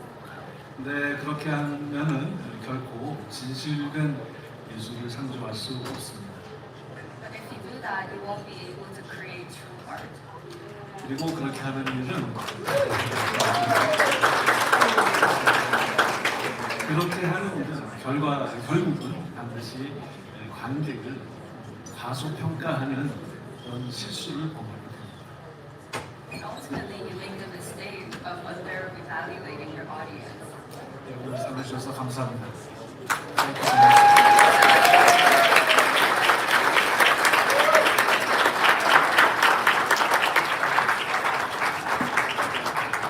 Please welcome star of Almost Famous and Outcast, Patrick Fugent.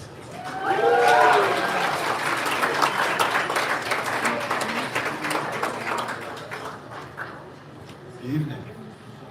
I am here tonight to present the Star on the Rise Award to a great friend of mine, Maddie Love. I first met Maddie when she was 6 years old on a TV show. We were playing father and daughter characters together. And it kind of worked out that our first meeting was like right before our first scenes. So we were not very familial on the first few takes, and I thought, all right, we got to do something about that. So I'm going to go see, what I got in common with this 6-year-old kid and build some rapport. And it turned out what we had in common was walking around the studio finding the highest platforms possible to jump off of. And they got higher and higher until I had to catch her and keep it safe. And once I made that mistake, it was done. We just scared the crap out of her mom for the rest of the season. And sorry, Jackie. And we've been pals ever since. And we went back and, of course, got to do a lot more scenes together. And I remember thinking, man, she's got a lot going on. She's got a lot of good stuff going on in the scenes. I felt like she was making me better at my job. And it was a pleasure. And I thought, if she's interested in keeping up the acting gig, she's probably going to do some stuff worth watching. Sure enough, it's been a pleasure to watch her grow as an artist, as a professional, and bring her unique heart, her grit, significant, by the way, and her authenticity to the many roles she's been planning to come up. She's been in Marvel movies, Pixar movies, and probably most notable, she's done some great work in the Black Phone and the Black Phone 2 recently.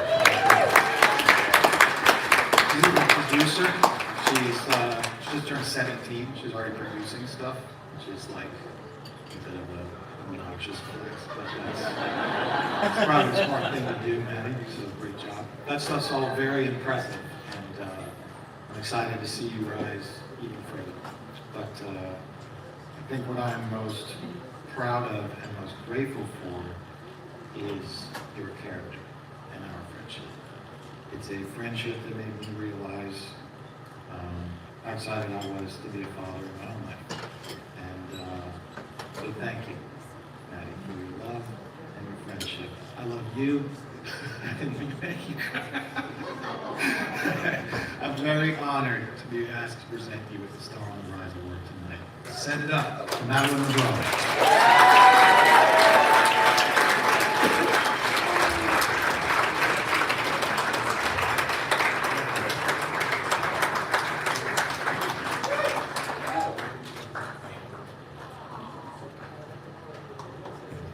I knew he was going to make me cry.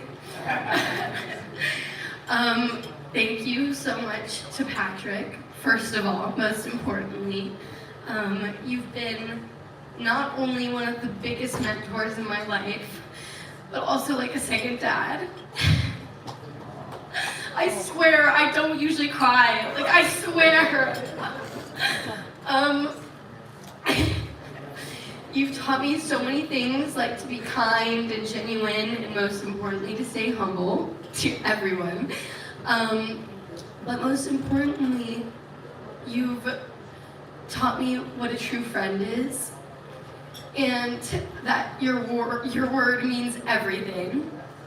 I remember when I was 6 years old and we first started working together. It was the last day of our show, it was wrap day, season 1.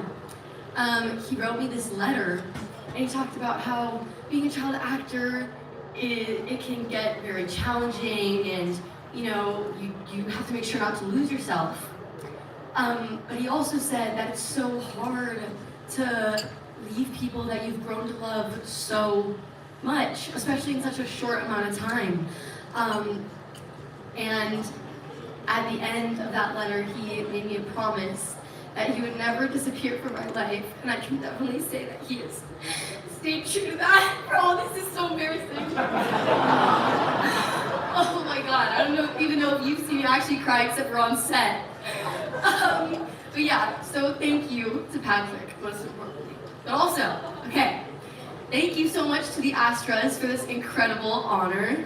The Star on the Rise is special because yes, it's recognition, which always feels great, but it's also encouragement to keep going. And I'm extremely grateful, if you couldn't tell. I mean, my goodness, I don't even care about this from the looks of me. But I remember stepping on my very first set at 5 years old and just thinking it was the coolest thing I'd ever seen. There were all these grown-ups completely willing to play make-believe with me. I remember looking at my mom and just thinking, like, I want to do this forever. And at 5 years old, that felt like a very solid life plan. I mean, no risks whatsoever. But as I got a little older, I learned that this industry can also be challenging. I've always been a huge perfectionist and wanted to be fully prepared for every audition. So this one time, I had an audition on the Fox lot. And when I walked into the room, my mind just went completely blank. I forgot all my lines, which honestly, I kind of take that over peeing myself in the auditioning room, which I have done, but that is a story for another time. But after I came out of the room crying. Right after that, my mom, she took me to this hotel room, sat me down at the restaurant, and ordered me a Shirley Temple with extra cherries, obviously. She told me that messing up is part of life, and that even the most successful people mess up. But what matters most is to learn from it and keep going. And that Shirley Temple tasted better than anything I'd ever had. And the next week, I booked my first guest star on Bones. I've been incredibly lucky to work with people who believed in me, especially the one and only Scott Derrickson. He didn't just cast me as Gwen, he made room for me. He moved the first black phone to accommodate my schedule. He had Ethan Hawke, so I don't know what he was doing. And if he hadn't done that, I can guarantee I would not be standing here tonight. Playing Gwen allowed me to explore so many emotions inside one character, sometimes all in the same breath, and it really did change me as an actor. Thank you to my family, especially my dad, who's here with me tonight. And I know my mom, she's in South Africa with my little sister, but I know she's watching. So thank you to my mom, but also to everyone who supported my work or connected with the character I've played. Thank you for seeing me. And thank you so much for this honor. I am extremely grateful and just really excited for what's ahead. I can't believe I just admitted that I pee myself in an auditioning room. Oh wow, okay, thank you. Yeah.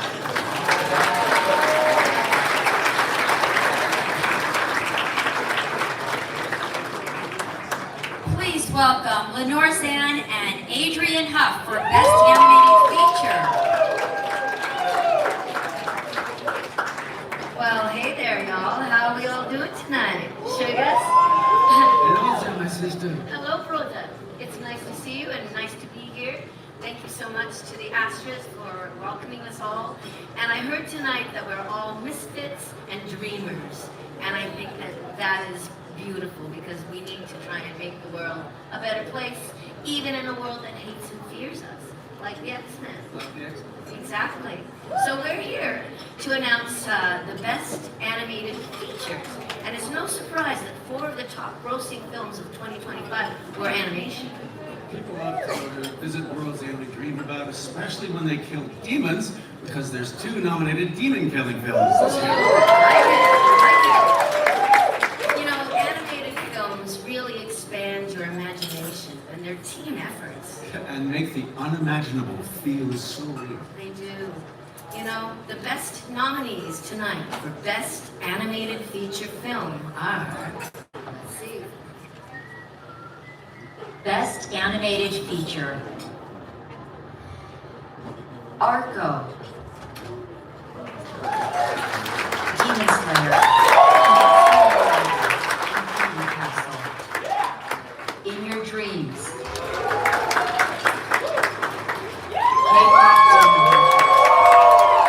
Little Amelie or the Character of Zootopia 2.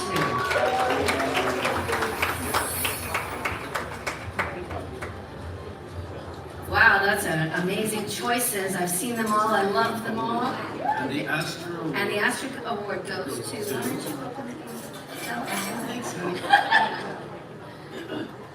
K-pop demon. And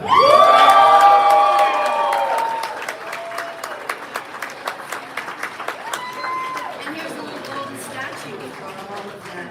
Now, do we have them here in the house tonight? Are they here? Some of them are here. Here they come.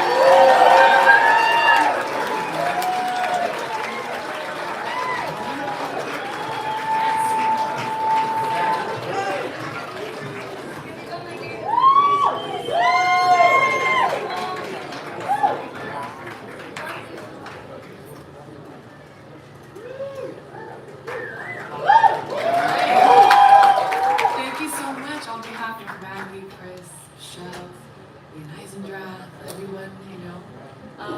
This is definitely a film that, you know, us as Korean Americans, Koreans, really wanted to see this and watch this growing up.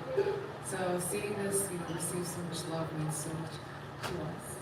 We all worked so hard. It was a hard film, guys. I can't believe that just shouting and running around in sweatpants in a studio has landed us here, but thank you so much to the HBA and to Netflix and Sony. And also, you know, this was Maggie always says it was a love letter to Korea. But I think, you know, the whole world responded to her love letter with a lot of love. So thank you so much to all the fans and to everyone. Thank you.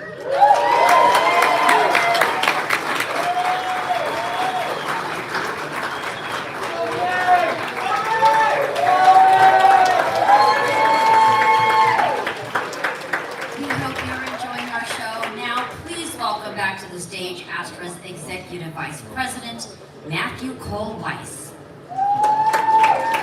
Me again. I hope everyone is having a good time. You don't have a seat, plenty of people left, so come on in now. I'm gonna ad-lib a little bit. So I'm here to present the Timeless Award to Sharon Stone. I know, right? Sharon and I met once before. We were both at a movie theater seeing Golda, a real laugh riot. And I got to meet her there, and she was so kind and so sweet and so special. So when it came to the Timeless Award, I said, let's go for the wonderful Sharon Stone. She started Nobody 2 this year, which was fantastic. Okay, truth be told, Tiffany Haddish was supposed to present this award, but she got sick and had to stay home. So I'm gonna do it myself, even though I wrote Tiffany Haddish's speech. So I'm gonna do it myself anyway. Jokes might not land the same, but let's try. Yes, I'm here to present the Timeless Award to the actress, the artist, the activist, the incomparable Sharon Stone. And she is timeless, that's for sure. And I met her outside and she said, what does timeless mean to you? And I said, I think it means that your work stands the test of time. And she said, great. I don't know if that was a good answer or not, but that's what I said, and her work does. She looks, of course, as good now as she did when she was in the movie with the girl with the 3 boobs, but she is an icon. Let's talk about her career for a minute. Casino, Basic Instinct. Of course, everybody knows them, but I love a lot of her other films. The Mighty was a film that really connected to me when I was younger. The Muse, fantastic, and don't even get me started about Sliver. That gave me all sorts of sexual awakenings I was not prepared for. Now let's talk about Sharon the person. She's the real deal. She is strength, she is independence, she is unapologetically herself, and she has paved the way for women like myself, well, you know, Tiffany Haddish, in this industry. Nothing holds her back, and she changed the narrative about female sexuality by owning hers like no one ever had before on screen. I had the pleasure of working with her in the film Nobody Here. I did not, but I can attest she's the real deal. Off-screen, her work as a painter is brilliant. Have you ever seen her artwork? It's fantastic. Her fashion and style is legendary. Her lifelong support of humanity, specifically championing for AIDS research and awareness, is fierce. She doesn't talk the talk, she walks the walk, and she does it inside. She's a producer, a songwriter, I didn't even know that, an author, the list goes on and on. From her days as a model to her latest turn as the nasty Lendina in Nobody 2, this woman has proved she's got the goods. Her performances are timeless, and so is she. It's my honor to present Sharon Stone with this year's Timeless Award.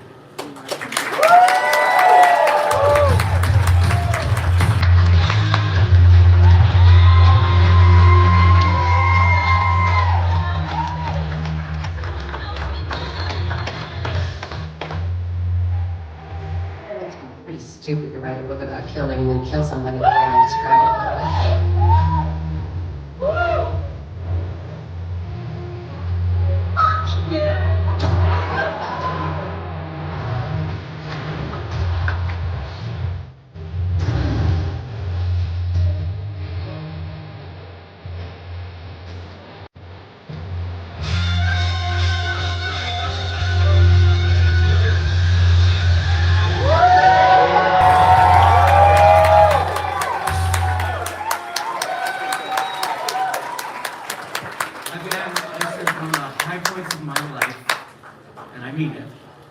Ladies and gentlemen, this is Sharon Stone.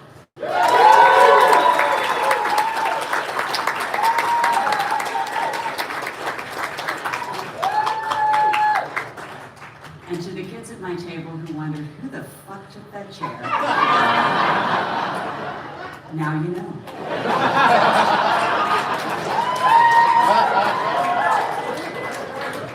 Yeah, someone came over and said, who are you and why are you sitting here?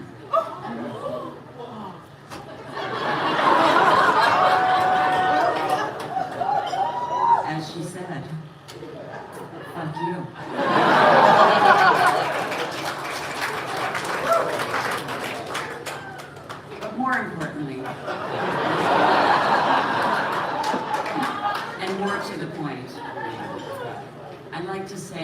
welcome to you.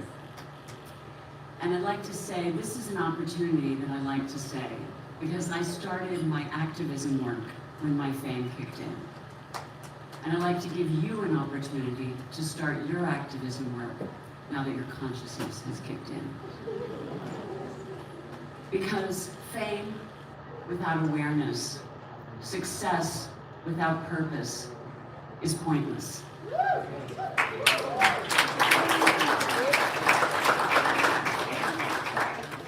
It's really interesting because, you know, I wasn't the first person they offered Basic Instinct to. But I was the person who got her manager to break into the office and get her the script. And I was the person who was prepared because I had that script for 8 months. And I was the person who got her manager to call every single fucking day. Because I wanted that part. And when you want something, as an artist, you should go and get it. Because you know what's meant for you. And you know where you can fit and where you can make a change with your art. You know, there's a lot of talk right now about what we think is right and what we think is wrong and how we feel about everything and how upsetting all these things can be. Fuck off. All your hot air doesn't mean anything. But all of your gifts and all of your opportunities mean everything. Shut the front door and get to work. Do something with what you have. Use your talent and become a purpose. The only thing that matters in this life is what you do with what you've got. I'm a kid who grew up in a town in Pennsylvania that did not have a stoplight. Okay? At the Tasty Freeze in my town, there are parking spaces for buggies. To this day, there are the parking lots that has the buggies for the Amish people, and there are the parking spaces for cars. And the buggy spaces are bigger because it's harder to turn the buggies around. And I like that. I like that. Because I grew up in a port town in the northwestern corner of Pennsylvania. And in port towns, there are all kinds of things, right? There's drugs, hookers, and all the other stuff you actually need to get off of the boat. And there's all kinds of crime, but there isn't a lot of work, and there isn't a lot of opportunity. There was a zipper factory and a railroad. And my boyfriend, when I lived back there, was an electrician on the railroad. And that was a really good job. It was a big deal. And I wanted out of there so bad, okay? And I got out and I made a life for myself.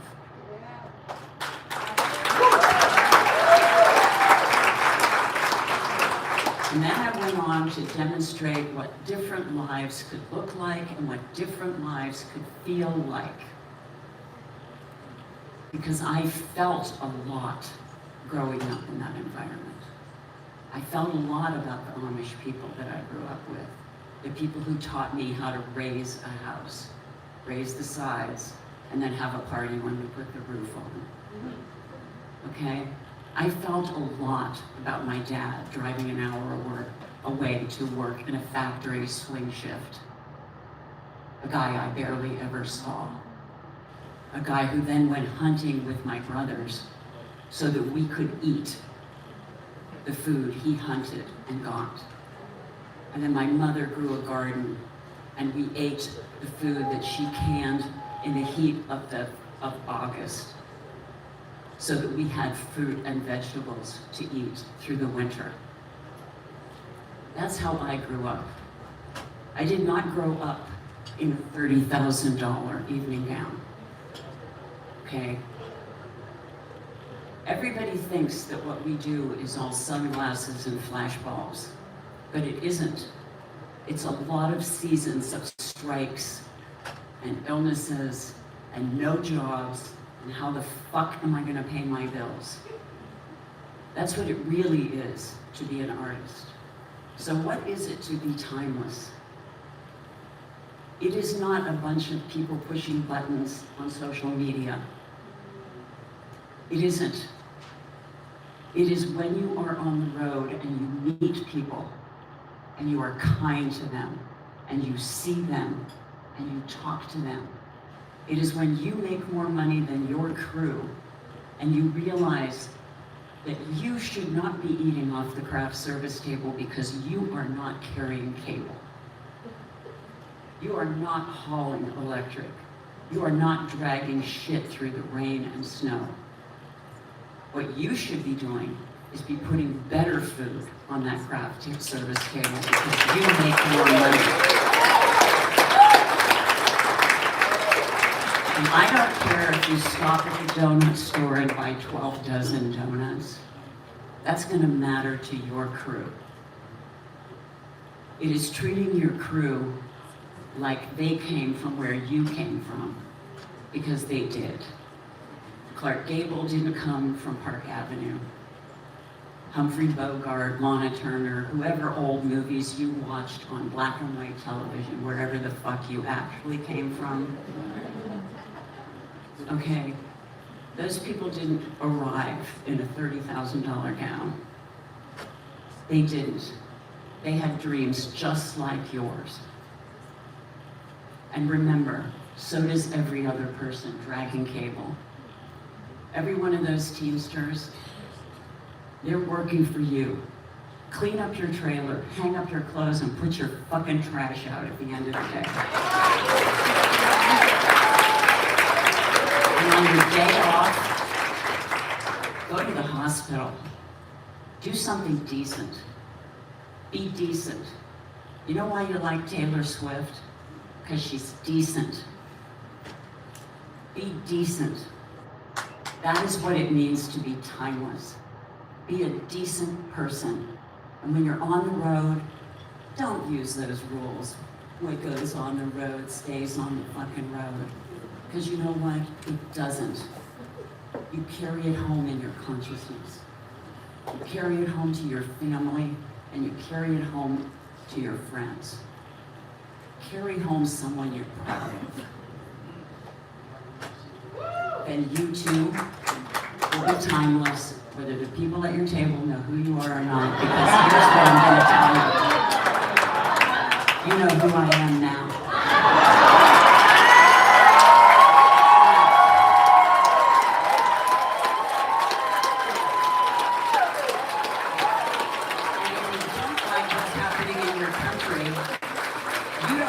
Tell people about it. All you have to do is be an example of something better.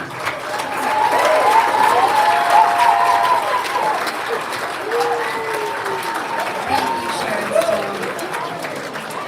Now, she recently starred in Universal and Blumhouse's hit Black Phone 2 and kicked butt alongside Jason Statham in A Working Man.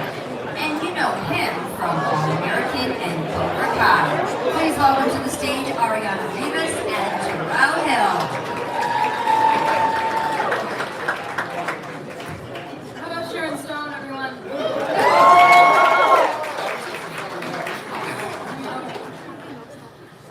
A great movie cast is defined by a group of actors and actresses without egos and pretense who put the movies first and don't mind if their castmates step into their light or steal their line. So clearly, there's never been a great movie cast ever in history. But, you know, the cast nominated for Best Cast Ensemble tonight fit together perfectly and clearly created magic in the process. And the nominees are Best Cast Ensemble. Jay Kelly. One Valley After Another. sentimental value. Sinners. Wake Up Dead Man, A Knives Out Mystery. Wicked for Good.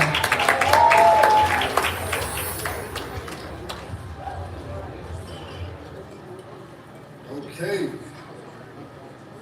And the Astra goes to... Sinners. Hey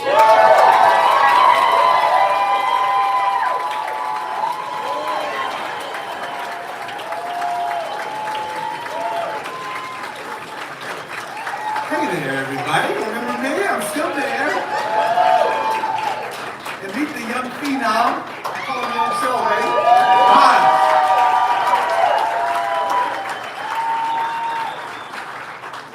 So on behalf of our dynamic cast and all of the collaborators in our cast and crew, especially shout out to Sharon Stone because we did treat the crew well. That was very inspiring. I just want to say thank you for all the support. Thank you for giving this young man the opportunity of a lifetime so he can show his stuff. As you probably know, I'm pretty new to all of this, and I can't imagine a better experience than working with Michael B. Jordan, Delroy Lindo, Jamie Lawson, Omar Here, and the rest of the cast, under the direction of one of the greatest filmmakers of our time, and one of my inspirations, Ryan Coogler. You can always test Ryan's a visionary. He's a master of what he's done. The guy isn't even 40 years old yet. And working with him and his great script, we were there. The work was there, made it a lot easier on all of us as a cast.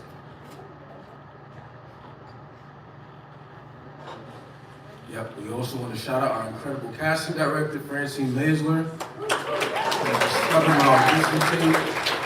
She believed in me from day one. She was the bridge that brought us together, and this ensemble truly would not be possible without her. Yeah.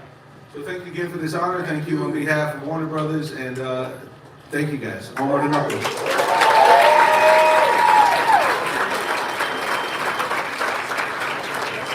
All right, guys, how you holding up? We're about a quarter of the way there. There's only 32 more awards to go. If you guys want to take an intermission, this is kind of like Horizon. The saga continues. No, really, I thank you guys for being with us. Hopefully the food was all right, the drinks are still flowing. And you know what? Artists have a lot to say. And since this room is full of artists, I think you all understand. So ride it out, and we're almost there, really. And now, please welcome star and director of the Sundance Audience award-winning film, Twinless, James Sweeney.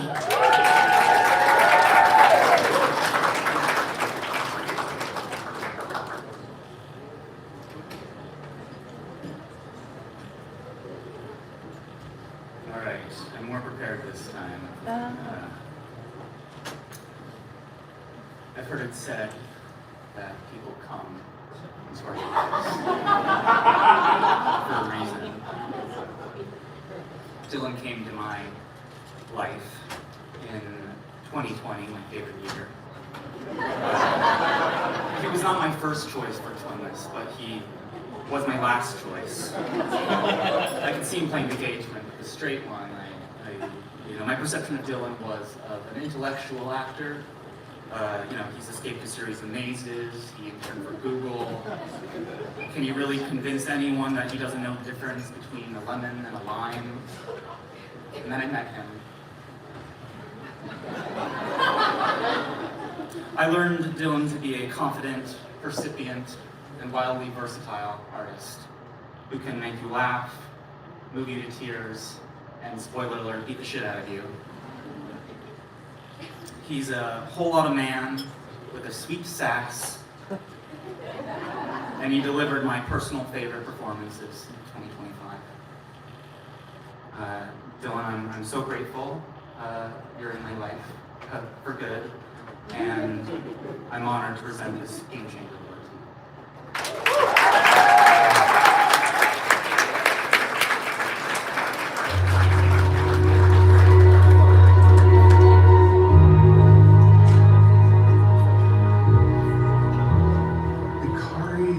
From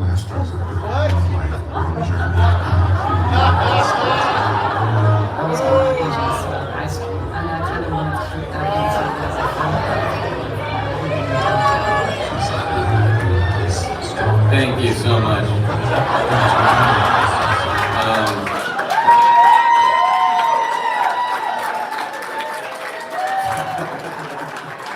Oh man, that's amazing.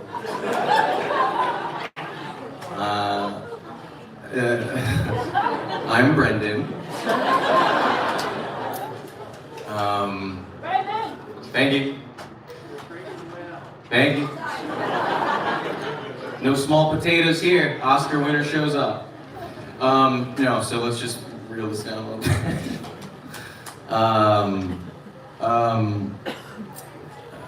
I really am, I was so excited to come and do this tonight because truly, you have to kick me out of a room to, I would always jump at the chance to talk about Twinless, our film. It truly means so much to me, almost as much as The Mummy, which that's like second place. But Twinless tops it. I know, it's tough. I've been a part of, Jesus. I've been very lucky to be a part of a lot of great projects, things that have meant so much to me throughout my career. I still can't believe I get to do this, truly.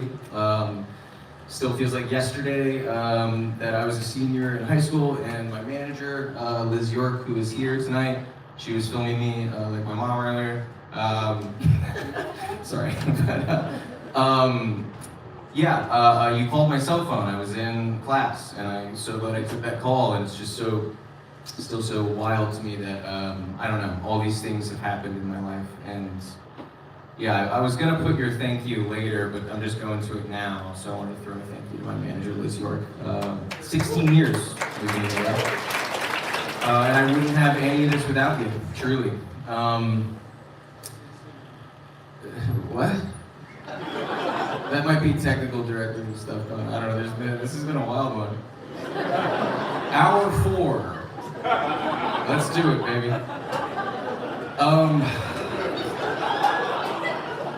I've enjoyed every second of it. Keep it on track. Where was I going? I wrote it on my phone, but I just don't think it's good. This is better. This is much better. Thank you. When I was doing Bedazzled,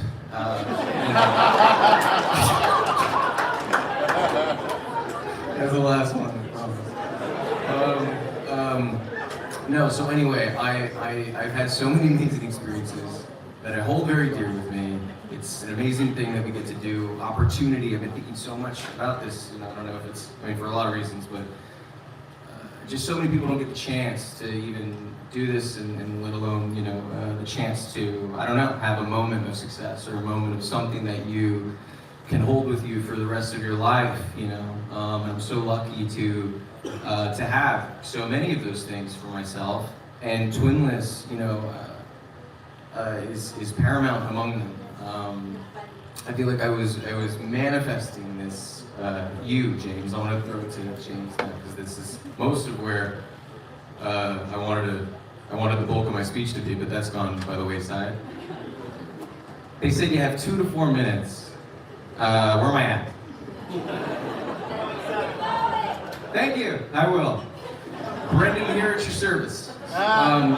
James, I swear, I really feel like I always dreamt to truly be in the hands of a brilliant filmmaker, even just once in my life and career.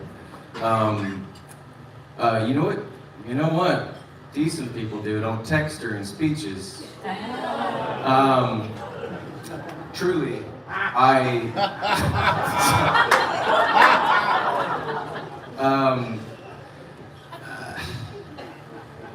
never thought that I would get the chance to work with someone as exceptionally brilliant as you, really. And even that I've just gotten to do that once, really.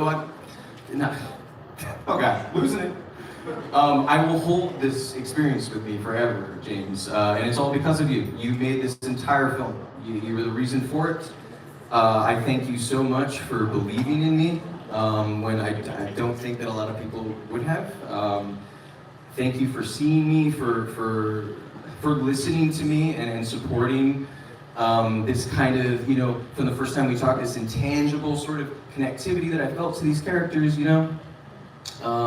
It's a lot of trust, it's so much trust, and I just can't believe that you trusted me and that we went on this journey together and we made something that we get to keep forever, even if it is just, you know, our little crew that we made this movie with, which was so special. And yeah, so anyway, wrapping it up, bringing it back around. I will come into a room and, oh God, talk about this movie anytime I get the chance. So, the Hollywood Creative Alliance, thank you so much for doing this. It's my new favorite award show. I'm coming every year. I will be here every year. The rest of my team too, I just want to quick thank you to the rest of my team, Melissa Fonzino, my publicist too, who I've also been with for 15 years, it's so crazy. Madeline Whitesell, my agent too, is here, so I just want to say thanks. And Zoe, my dear friend Zoe Deutsch, who stayed for this, which is really sweet, that's friendship. Yeah, that's pretty, I think I covered it. Thank you guys, seriously.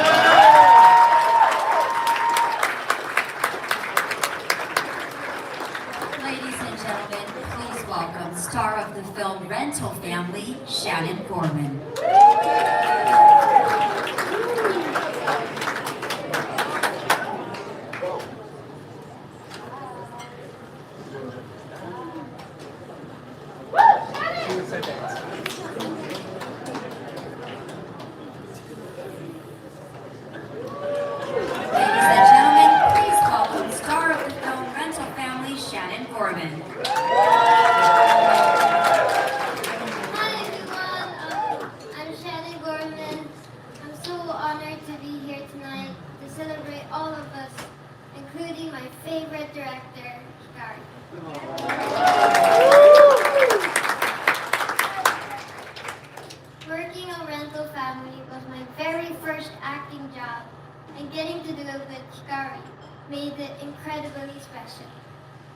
From the very first day, she made me feel safe, included, and truly listened to.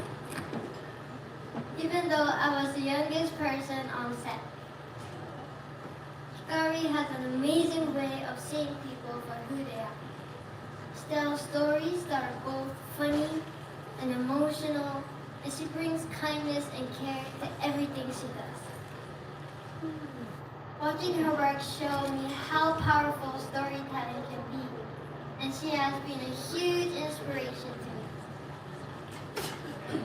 Because of this experience, acting has become my dream, and I will always be grateful to Shikari for believing in me and giving me this opportunity, including the chance to work with Brendan Fraser, which I will cherish forever. I love you so much!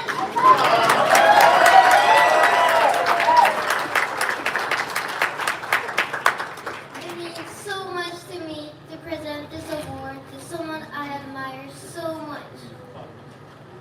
Please join me in celebrating the Filmmaker on the Rise Award recipient, Shikari!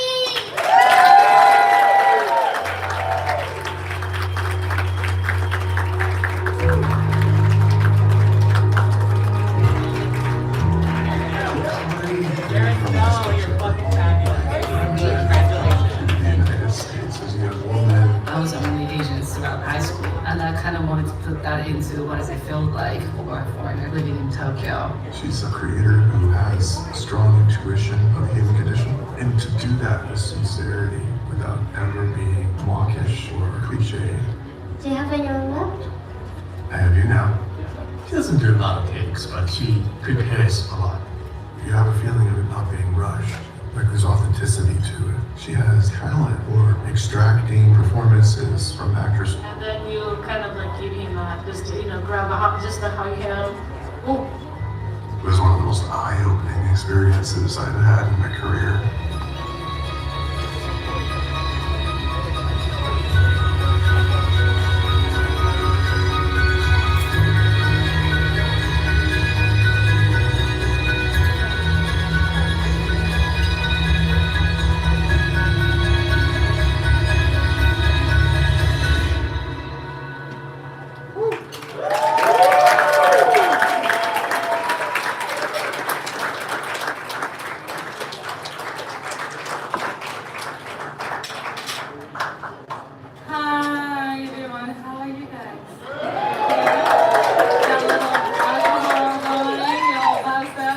still feeling good? That's all about. Life is all about having a good time.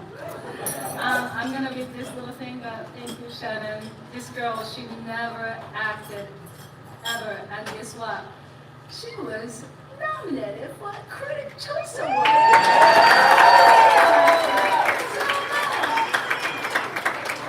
I love you. So thank you so much. Thank you very much, Hollywood Creative Alliance, for this recognition. It means so much to me. It's really humbling to stand on this stage surrounded with these incredible artists. You all are artists, right? Actors, filmmakers. I love you, man. You're so fucking amazing. Some people left, it's okay. What we are here, that's what's important, right? You guys stay, I appreciate you. I truly admire you and respect all you. Your work has inspired me. Everything you've done. And let me beg to be a better filmmaker, so I thank you from the bottom of my heart. I think moments like this, right? I'm just about one person. They're about the team, your people. I'm about to embrace all of you over there at the table who lift you up. So I want to thank everyone who made my recent film Rental Family, with this little beautiful girl right here. Steve Bleha, my co-writer. My producers, Eddie Weissman and Julie, who's not here. Julie my brother Brandon Fraser, who wish could be here, but he sends all his loves. He is an incredible human being. My entire cast and crew, my team, my brother Josh Glick, my super manager, and my super agent, Yash, and my entire team at WME and Burstein. And finally, everyone at Searchlight Pictures, Searchlight, them. Thank you for believing in me, our story, my crazy ideas, and giving Rental Family a place to call home. Rental Family is a story about empathy, finding one's purpose, and human connection.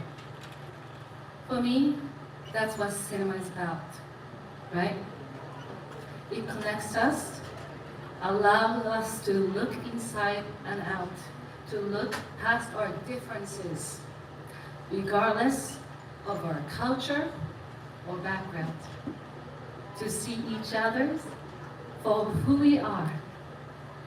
We are as human beings, and invites all of us to think, feel, and dream what possibilities are.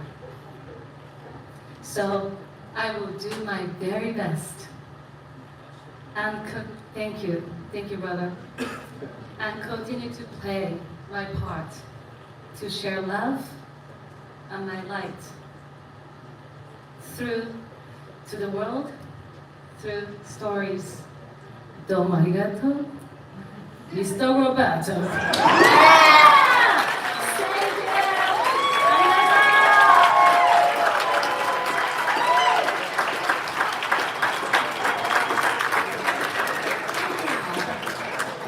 Now, please welcome Neil Boy.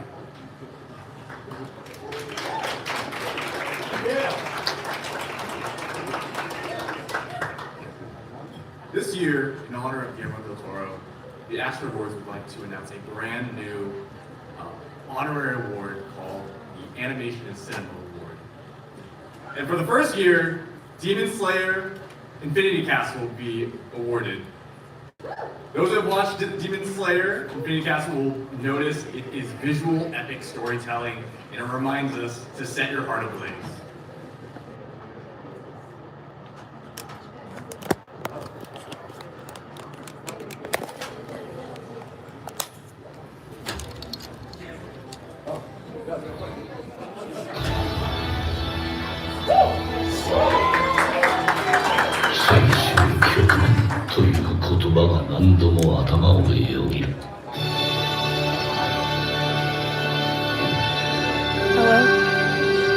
この長い戦いが今夜終わるかもし You れ know ない what? Let me go ask him. Let me go ask him. Okay, one second. Hold on. いい夜だね。